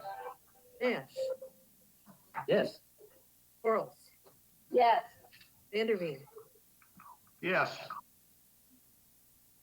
Bagley, Herzog, Yes. Damian, Yes. Austin, Yes. 10-0, motion passed. Thank you. Next item on the agenda is Addison Oaks Conference Center, electrical improvements, construction approval. Mike? Real quickly, we've been working for the past 4 years on a code issue with, or I shouldn't say an issue, a code project to be compliant with Arc Flash, which is going through all of our existing electrical systems, identifying liabilities there that could cause a safety issue. And as a result, putting the proper labels onto all of our electrical equipment so that we know what safety equipment we need. PPE is the term that we're all familiar with now, for personal protective equipment for electrical. And when we went through Addison Oaks, lo and behold, we have a code violation. The building, in a sense, isn't wired up correctly. And to get it wired up correctly and to accommodate in the code and accommodate Arc Flash and accommodate all of that stuff, we needed to upgrade the electrical system. On top of that, our generator system out there operates our fire suppression pump, which supplies water to a hydrant outside the building for fire. So that is a necessity for the generator is a necessity for that fire suppression. And we do lose power out at that site. We did bring this conceptually to the commission before. And we are currently asking the commission for to award Frank Rewald and Sons, who is our construction manager, currently under contract, a contract or a change order amount to their existing contract of $348,000 and $883. Sorry about that. For a total project cost of, I'm missing the total project cost here, of $375,783. And that includes our electrical engineering to create the drawings and to bring this building back into compliance with code. For a motion to approve that. Do we have a motion? So moved. Moved by Jamian, Support. supported by Nancy Quarles. Any discussion? Hearing none, can we have a roll call vote, please? Long, Yes. McGilvery, Yes. Nash, Yes. Quarles, Yes. Vanderveen, Yes. Bagley, Yes. Herzog, Yes. Damian, Yes. Austin, Yes. LaFontaine, Yes. 10-0, motion passed. Okay, motion passes. Next item is number 4, recommendation of Springfield Oaks Ellis Barn painting. Mike? So as we all know, the Ellis Barn is a wood structure, and periodically we need to do the exterior painting to this Ellis Barn. We've done it once before, and we've touched it up with staff over the years and everything. And as you know, that there is the paint is flaking off quite a bit. It's a wood structure, and we try to get this painting contract every 5 to 6 years. Hopefully, we can get it a little longer with the quality paint that we're proposing today. But currently, to paint the Ellis Barn and doing some carpentry work within that before the paint goes on, we are looking to award Eason Painting with a contract for $94,255. I'm sorry? Nothing, so much, sorry. Oh, okay. And then for a total project cost that we have with architectural services of $107,755.88. So we're looking to approve the painting. Now, mind you, there is a little bit of cost heightening here because we do have, well, at the time of bidding, we had several weddings on every weekend before the fair. And we're asking the painting contractor to work within a 4-day, period of time, on a long day period of time, like a 10 to 12 hour period of time, to address each side of the building is basically their work plan. We asked for a work plan within their bids. So there is some escalation in costs there, but at this point, we're recommending that we go with Easton Painting for that total amount. Okay, do we have a motion first? Okay, I'll get to you in a second. Is there a motion? Motion by Long, I'll move it then if you want. support by Ebony. Yeah, I'll move it to discuss, yeah. Okay, And then I have a go question. go ahead with your question, Chris. Okay, so Mike, you know, everything has gone down now, fuel, everything. Would it be prudent to rebid this? I mean, my husband is rebidding. I think she's from outer space, I don't know. I think I understand your question in a nutshell. You're looking for, see if we can renegotiate a little bit. Down so much. On the crude oil prices, but it's an addition on, and also we don't have weddings. Can we restrict them? Yep. I think we just lost her. Yeah, the answer. Now to you your got me? question, we could certainly explore that, the opportunity there through purchasing before the contract's awarded. And we can report back to you in regards to that. Okay. I'm just wondering if you know, if we don't have to do a 4-day period and stuff, if they would lower their price. If the weddings are canceled and stuff, you know, just to see if they could kind of rework those numbers a little bit and save some money. I mean, it's worth a try. Absolutely, and I agree wholeheartedly with that. I'm not sure where our weddings stand with the operations, so I don't have a lot of those questions answered. And I don't know what's been canceled yet, so we definitely will be talking to them in regards to that. If they can work for straight 2 weeks, then so be it. Okay. Thank you. Okay, we have a motion and a support. Can we have a roll call vote, please? McGilvery, Yes. Dash, Yes. I'm gonna call it. Quarles. Sorry. Quarles, Yes. Vanderveen, Yes. Bagley, Yes. Herzog, Yes. Damian, Yes. Austin, The answer is yes, there's nothing like a free barn. LaFontaine. Yeah. And Long. Yes, and you're funny, Bob. That's 10-0. Okay, the motion carries. Next item on the agenda is Independence Oaks Wind Nature Center network upgrade. I'll Michael. let Phil do this one. So this is a rehash of what was on the agenda a few months ago. Just a quick summary, this is one of our last buildings to get our network upgraded from the old T1 that it's on. This is for the Wind Nature Center. We had a proposal from Comcast to run a line out to that building, which obviously, knowing where the Wind Nature Center is, it's not a real accessible building. So previous costs from other vendors have been over $100,000, and that's why we have not moved forward with this. But when we got a quote from Comcast, it was probably about a year ago, at around $26,000, we were going to jump on it because it was a good deal to allow us the connectivity we needed to allow our technology to expand and grow. So what happened is we weren't ready to move forward, and when we went to move forward, they wanted to reevaluate their quote because it was so old, and like everything, their costs had went up.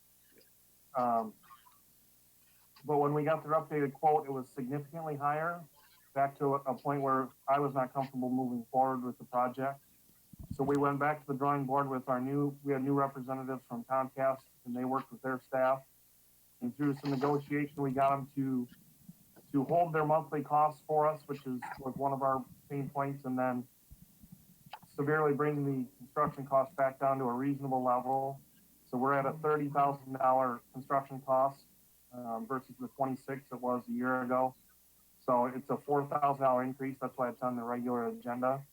But for savings of other CIP projects, we do have the funding for that overage in our budget, so we do not have to dip into our reserve to fund this project.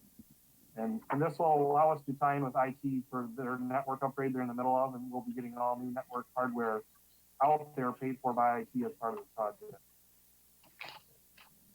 Okay, do we have a motion? I'll make it. Austin makes a motion, supported by Long. Any discussion? Hearing none, can we have a roll call vote, please? Nash, Yes. Quarles. Quarles, Yes.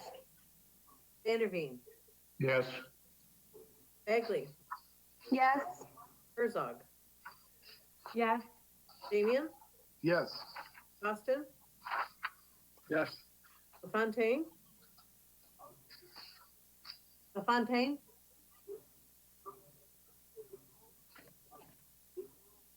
Microphone. Mike's off. There it is. Sorry. Long, Yes. and McGilvery. Yes, It's 10-0. 10-0, motion passes. Dan, do you have something?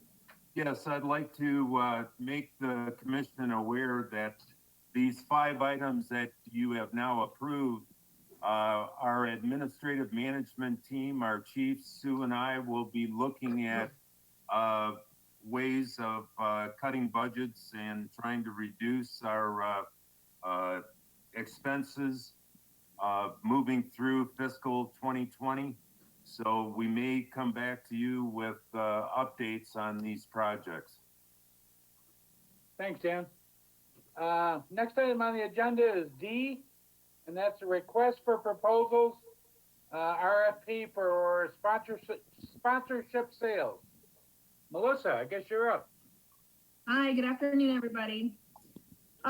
So items 10D and 10E are both about sponsorship. The first item, which starts on page 251, 10D, this relates back to when the commission back in December asked staff to put together an RFP to solicit a vendor to do sponsorship sales for us as an organization. We don't currently have the staff capacity to do that, and that's something that the commission's been very interested in. So this is an RFP that essentially, if we're successful, we'll find a contractor or vendor of some sort who can evaluate our facilities, draft proposals, get new sponsors, and help us manage those sponsors. Obviously, everything is kind of a little questionable right now in terms of exactly how much sponsorship money we might be able to get this current year, but we'd still like to get that contract in place so that we can get somebody up and running, so that when it becomes a better opportunity, we'll be able to start bringing in revenue. Melissa, question, can we combine D and E or should they be separate? You can combine them if you want me to talk about E real quick, and you could do it as one motion, that would be fine. Okay. So item E is essentially, for lack of a better term, kind of a backup plan. So if we go out for proposals for sponsorship sales contractor and we don't get anybody to bid on that, this item E is essentially an RFP, or an RFQ rather, that will allow us to still receive sponsorship dollars. Specifically, we're most worried at this point about the ORV park. We have a lot of folks that are interested in that. And our current sponsorship policy says that we have to have, for sponsorships larger than $10,000, we have to have a mechanism in place, such as an RFQ through purchasing, to allow us to get that funding in. So the goal would be for all sponsorship to be funneled through a vendor who manages that for us. But if for some reason we don't find a vendor that we like, or there's some sort of conflict of interest, or for some reason we need to be able to manage a sponsor on our own, that second RFQ, item 10E, will allow us to do that. So that'll essentially just remain open for a 6-month period of time. And as things come in, if we need to utilize that RFQ, it'll be available for us. Okay, are there any questions? Just one, Gary. Yeah, go ahead. Would the second item work against receiving proposals in the first place? It shouldn't. Nope. I've talked to purchasing quite a bit about it. And the second one is essentially, we're not going to be soliciting in that for that RFQ. It's essentially just there as a placeholder if we need to use it. So if anybody tries to bid on that, they would be directed to our vendor to work through them. Okay, Any other questions? Hearing none, can we have a roll call vote on items D and E? did you have a motion, Gary? A motion and a support. Did we get a motion? I thought we did. Maybe we did. Nope, I nope, we didn't didn't. Moved by Nash, supported by Jamian.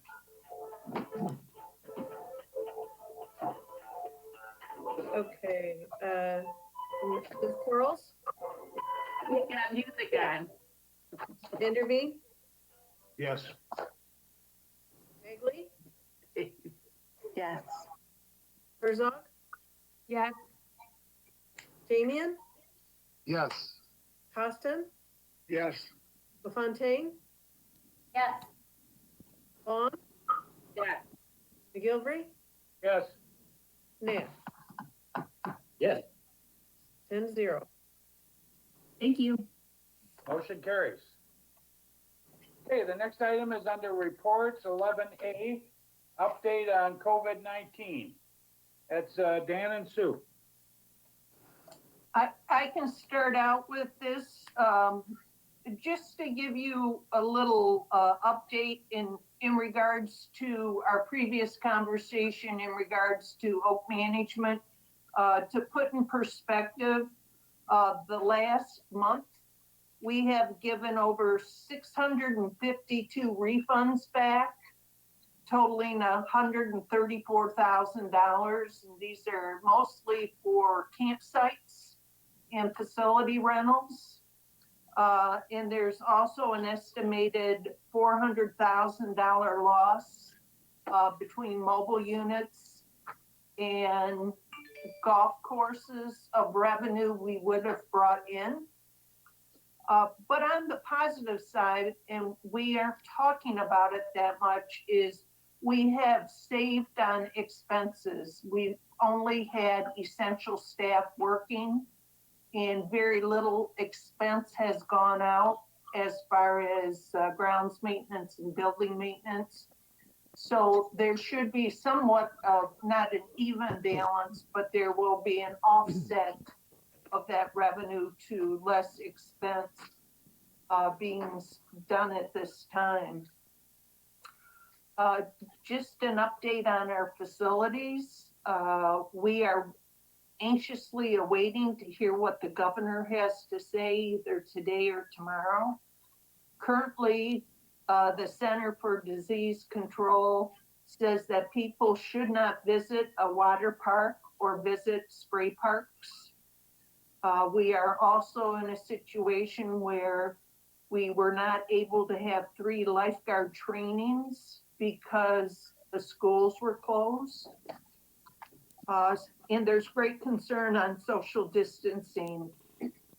Our campgrounds are targeted to open June 14th, but again, there will be concerns on social distancing and we may have to change that date.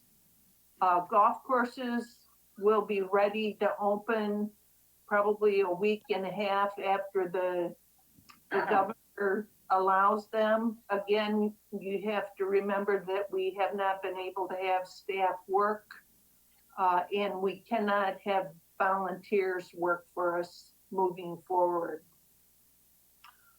We have been working with the health department and other county departments on developing return to work plans, as well as weekly meetings with the executive office on the pandemic. So I'm more than willing to try and answer questions, or staff can answer questions on what's going on. Do we have any questions at all? Got one, Gary. Dave, go ahead. The refunds, Sue, does that include those that have purchased park fees before we announce that they're free now, or isn't that an issue? That has not been an issue. We may have gotten 1 or 2 comments on Facebook, but we really haven't gotten a lot of people requesting refunds. Okay, good, thanks. We'll leave it at that. Is there any other questions? Greg, go ahead. So we know what these dates may be where we can reopen, but Dan or Sue, do we have a plan in place how we're gonna gradually ramp up again? Well, to be honest, we may not be able to open our water parks, or we may not be able to run recreation programs. Or rent our facilities, which will affect our revenue, but it will also affect our expense. I think our next step is going to be what the governor says as far as the number of people that can gather together, because that affects pavilion rentals. It affects group rentals for campsites. It affects mobile recreation. So that will be our next step. What we would like to do is be able to bring back to you May 6th commission meeting, at least where we are at in our recommendations moving forward. They may not all be set in stone, but for example, the water parks, they take 6 to 8 weeks to prepare to get open. So the longer it's, we're stay at home in essential workers only, the water park sits there with no work being done to it. Yeah, the unfortunate reality of all of this is Memorial Day weekend is usually envisioned as the kickoff to summer. And unfortunately, in Michigan this year, it's going to be very different.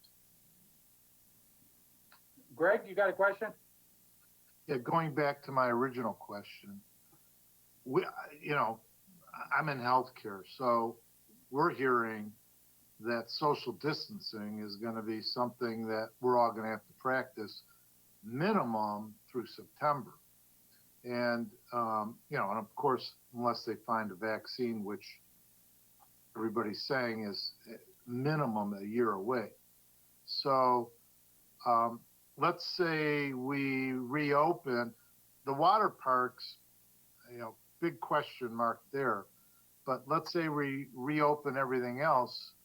If we could start thinking about how the parks would look different with social distancing in place, for example, if there's, vendor stands to get a hot dog and soda or something, would we have it marked off, every 6 feet, where people would be standing in line so that's some of the planning that I think we're going to have to really consider going forward, because social distancing, I think that's going to be the rule of the land through September.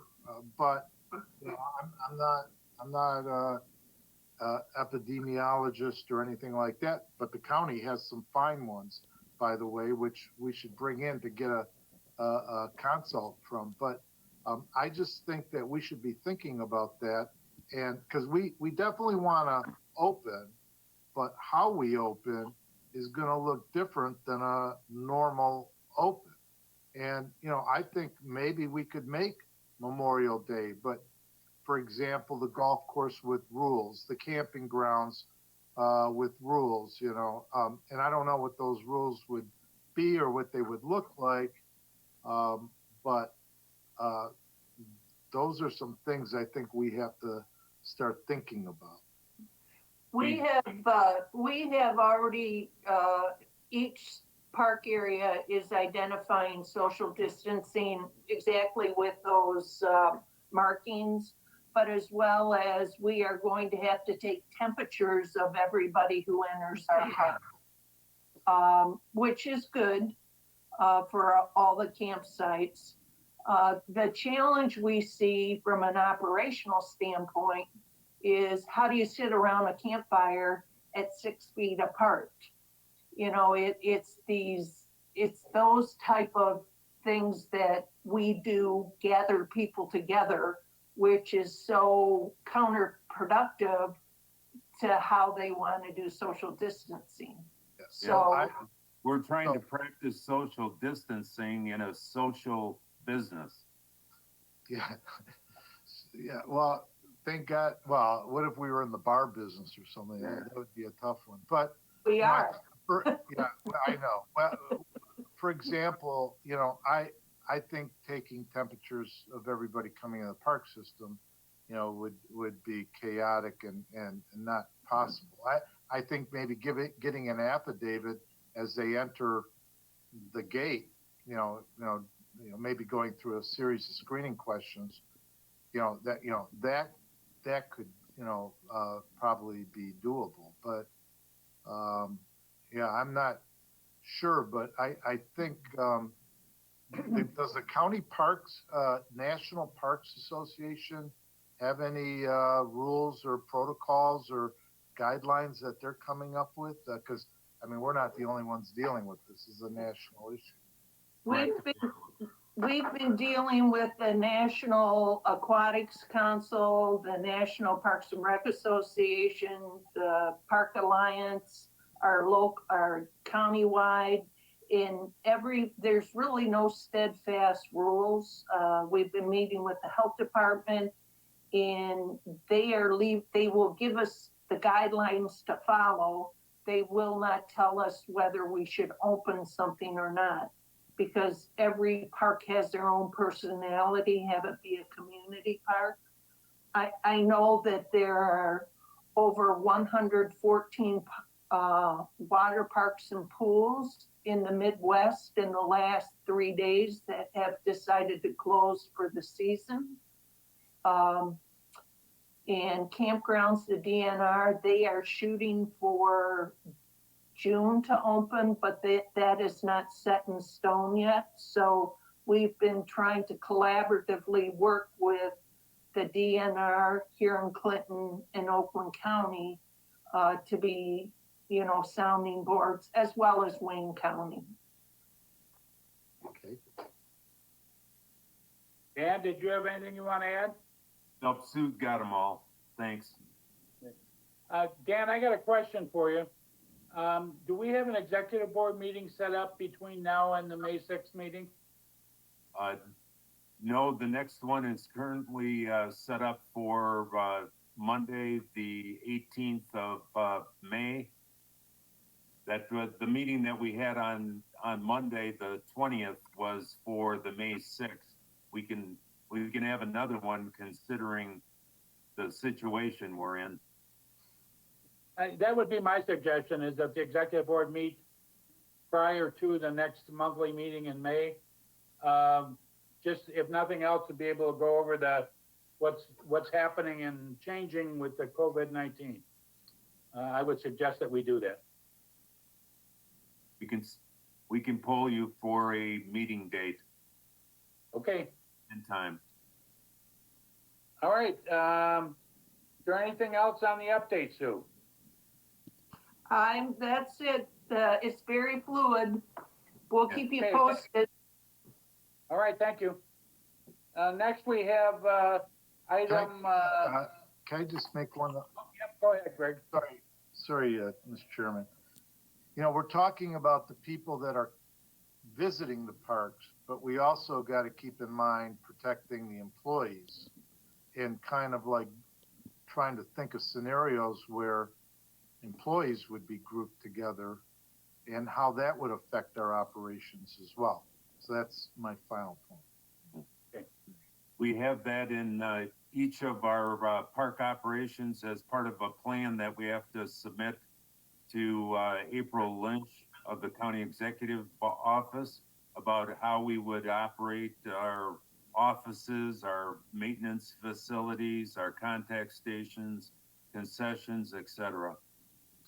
Okay. And Sue is leading that effort. Thank you.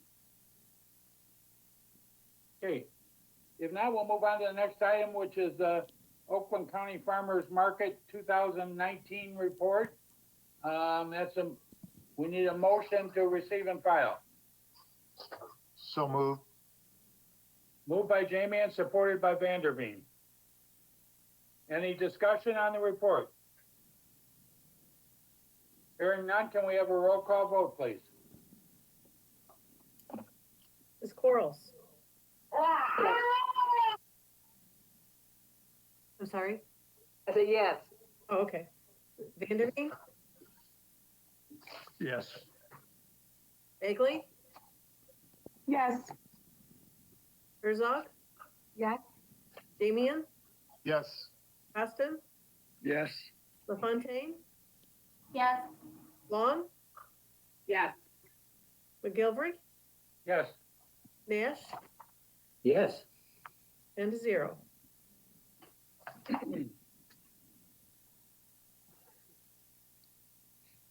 Okay, that passes, and we'll move on to the next item, which is fiscal sustainability update. Ms. Wells? Yes, we will, as indicated, there is a meeting scheduled at 11:30 before the next Parks meeting.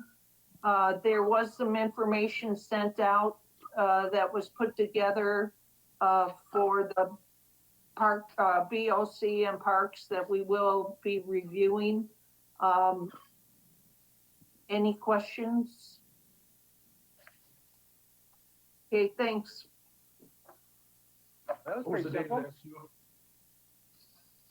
Pardon me, Dave? What was the date of that? It is May 6th at 11:30. Thank you. Okay, next item is the executive officer's report. Dan? Okay, if you go to page 279, there is no upcoming events. We've canceled programs and activities at this point. We've got the commission meeting on the 6th and the executive committee meeting. We'll schedule one in the next week. Then the next one would be May 18th. The commission had asked us on pages 281 to 297, facility use information about White Lake Oaks and Waterford Oaks, and those reports are provided. We're also looking at National Volunteer Week, not being able to really celebrate it in April as it's historically. We're looking at possibly doing something in the fall, and we'll advise you accordingly. The Bailey House, we're anticipating that the donation agreements and the purchase agreement with Preservation Clarkston will be presented at the next commission meeting after we have the public hearing. Desiree has provided you with on pages 298 through 305 communications and marketing efforts. A change in schedule on our commission meetings. We are asking the commission if it is all right if we take the June 3rd meeting, and it was originally forecasted to be held at Catalpa as part of a dedication of the new hiking trail. And if we can move that meeting site from Catalpa to the administration office, and then the July meeting to go back to Catalpa, and hopefully by then we can have a dedication for that facility. Do we need your a motion on that? Yeah, it'll probably be best. Do we have a motion to switch those meetings around? Moved by Nash, supported by Costin. Okay, and then the Would you commission. review that again quick, Dan? What's that, Dave? Just review it real quickly, what we're changing. Okay. Verify the changes. Okay, the June 3rd meeting that was originally scheduled for Catalpa would be moved to the administration office if we're able to meet in person. And the July meeting would be at Catalpa Oaks. Got And it. then we would have a dedication either at the beginning or after that meeting. Thank you. Then, Okay, that's been moved and supported. Can we have a roll call vote on that? Can we have discussion? Discussion. Go ahead, Greg. Yeah, I suggest we, put that in pencil, because we don't know, right, going forward. Not only is you have the governor's report, but whatever comes out from, CDC or about meeting in public and close quarters and that sort of thing. So I'm just throwing that out there because, I'd be hard pressed to sit in a meeting. I'd probably have a mask on. I'm probably gonna have a mask on for a long time, but, as other people should too. So it's just something to think about. Well, certainly we'll play it, we'll go, day by day as to if we can even meet. yeah, Because exactly. I'm not sure we're gonna be able to anyway, so Okay. we'll play it by ear and go from there. Gary, I've got one other item. Go ahead. You want to vote on this, Mr. McGilvery? Yeah, why don't we vote on that first, Dave, Dan? Thank you. Can we have a roll call vote? Ms. Bagley? Yes. Herzog? Yes. Damian? Yes. Costin? Yes. LaFontaine? Yes. Long? Yes. McGilvery? Yes? Nash? Yes. Quarles? Yes. Vanderveen? Yes. It's 10-0. Motion carries. Okay, go ahead, Dan. Well, approximately a month ago, the commission allowed for free entry fees entering the day use parks. And that was announced by the county executive in one of his public town meetings. Is there any thought to possibly moving that date that we would, or do we on a every 2 weeks get back with the commission as to what you want to do, or do we want to extend this through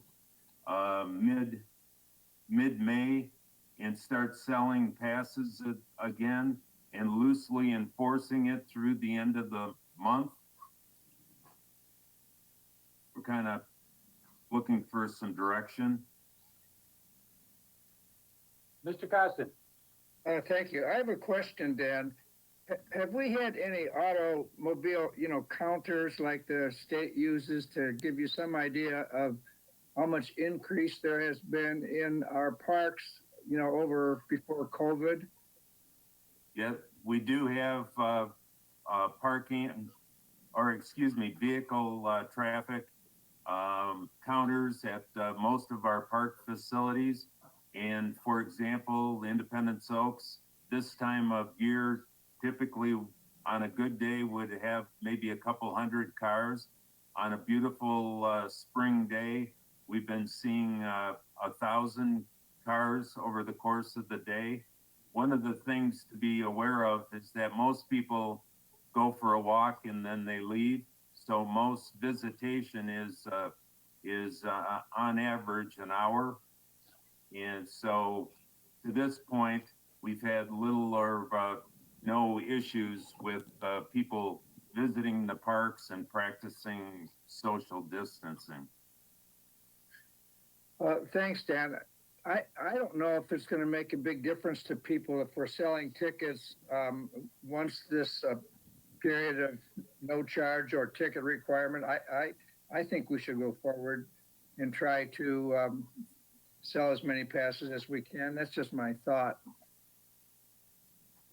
Dave Vanderveen, is that something that the county executive wants to announce like he did the last time? Haven't discussed it, but we shall. Okay. Why don't we, put that on the agenda for our executive board meeting, Dan? Okay.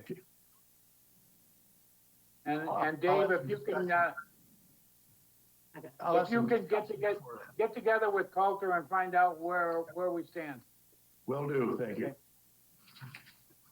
Got anything else, Dan, or is that it? That's it. Thank you very much. I appreciate everybody's efforts today. Okay. Next item is the executive committee.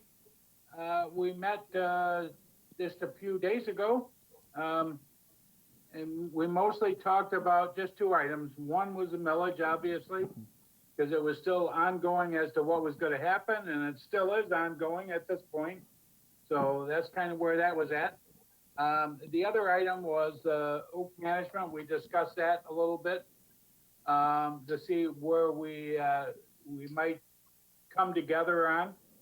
So, and we will continue to do that as well. So, is there any questions or thoughts on any of those? Okay, hearing none. Is there any old business? No old business? How about new business? I'm sorry, Bob. I just had a question of Dan. I know originally the ORV park was scheduled for an opening with the press and stuff in June. And then now Dan said recently, I know it had been moved, but did you say it could be as late as September now, Dan?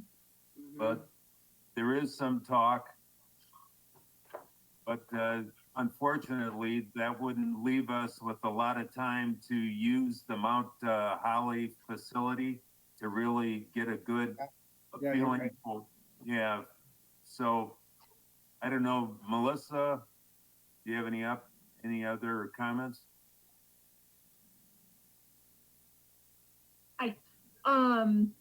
We are at this point, just because we're unable at this time to bring on the staffing, we've had to actually do a stop work on the site plan that we're doing with Row because that's being paid through DNR grant funds, which are currently frozen. So everything is kind of on hold with that entire project. And for that reason, we've been looking at potentially a mid to even late September opening. We've been looking at that Detroit 4 Fest event, which we held last year, and it's going to be again this year, I think the second weekend in September. So we were looking at possibly having that event and then opening the following week to the public. That's kind of at this point the earliest that we think we could get everything ramped up and in place to be open. I get a lot of calls, and I don't know if it's appropriate to maybe somehow let the public know where we are through the website for sure, somehow, because I'm getting a lot of calls and I always want to send them to Gary, but I'm not sure he knows either. So. Yeah, we did kind of just late last week talk to the DNR and make sure everyone was comfortable with pushing that date back. So we're in the process of drafting some public messages that we can start getting out there. Thank you. Yeah. Dan, we might want to think about some kind of a press release regarding all of our parks with this COVID-19 situation, including opening of the wave pools and whatever, that they're all on hold or whatever you decide to say. But I think it would be a good idea to let people know that we're still around and kicking. We're just on hold at this point. Yep. Desiree and Sue and her staff are working on all of those, and based upon the information that we're getting and so on, we will make decisions on when things would be potentially opening or delayed. We've already started that whole process. Okay, very good. Is there anything else that we need to bring up? I have one thing to add, Mr. Chair. Yeah, go ahead, Andrea. I just wanted to add under new business, I appreciate that Oakland County Parks are staying open and encouraging responsible recreating. We've been noticing, I know in the trails world, 200 to 700 in some cases % increase in usage. And we're encountering where some people aren't practicing social distancing or having to close. And the closures don't look good when you're going out for a millage or for fundraising later. People don't want to support you if you have to close your business, and it's unfortunate. However, we've been working with M Parks and Heart of the Lakes to do some kind of messaging to get people to really realize that the social distancing is real And we want you to recreate, but we want you to do it responsibly. So feel free to check out our website, Michigan Trails or Heart of the Lakes or M Parks, to see what we've been doing to try to encourage that. Because our biggest fear is closures anywhere, but we want to make sure we're managing the population. Thanks, Andrea. And You're welcome. there's a joint effort between the DNR, Wayne County, Huron Clinton, Washtenaw County, and Oakland County to, we did a joint to kind of an editorial to let folks know that parks are available and a viable place to enjoy nature and to kind of reboot. Okay. One last thing, Gary, I would just say thank very much to staff and to you as the commissioner. This has worked, I think, much better than I might have thought it would. And I hope we don't always have to do it unless maybe that becomes the way we do it, but I think it's worked pretty well. Thank you. Yeah. Anybody else? Any input that you have on us improving the process and so on, we are totally open to make it better for you and for all. I too would also like to say thanks for the staff and to everybody, particularly Phil Castoria and Vicky, who have done a great job organizing this meeting. I'd much rather meet in person to see your smiling faces, but the good news is it's a short drive home. And thanks. With that, I'll adjourn. Thank you. Thank you. That was funny, Gary.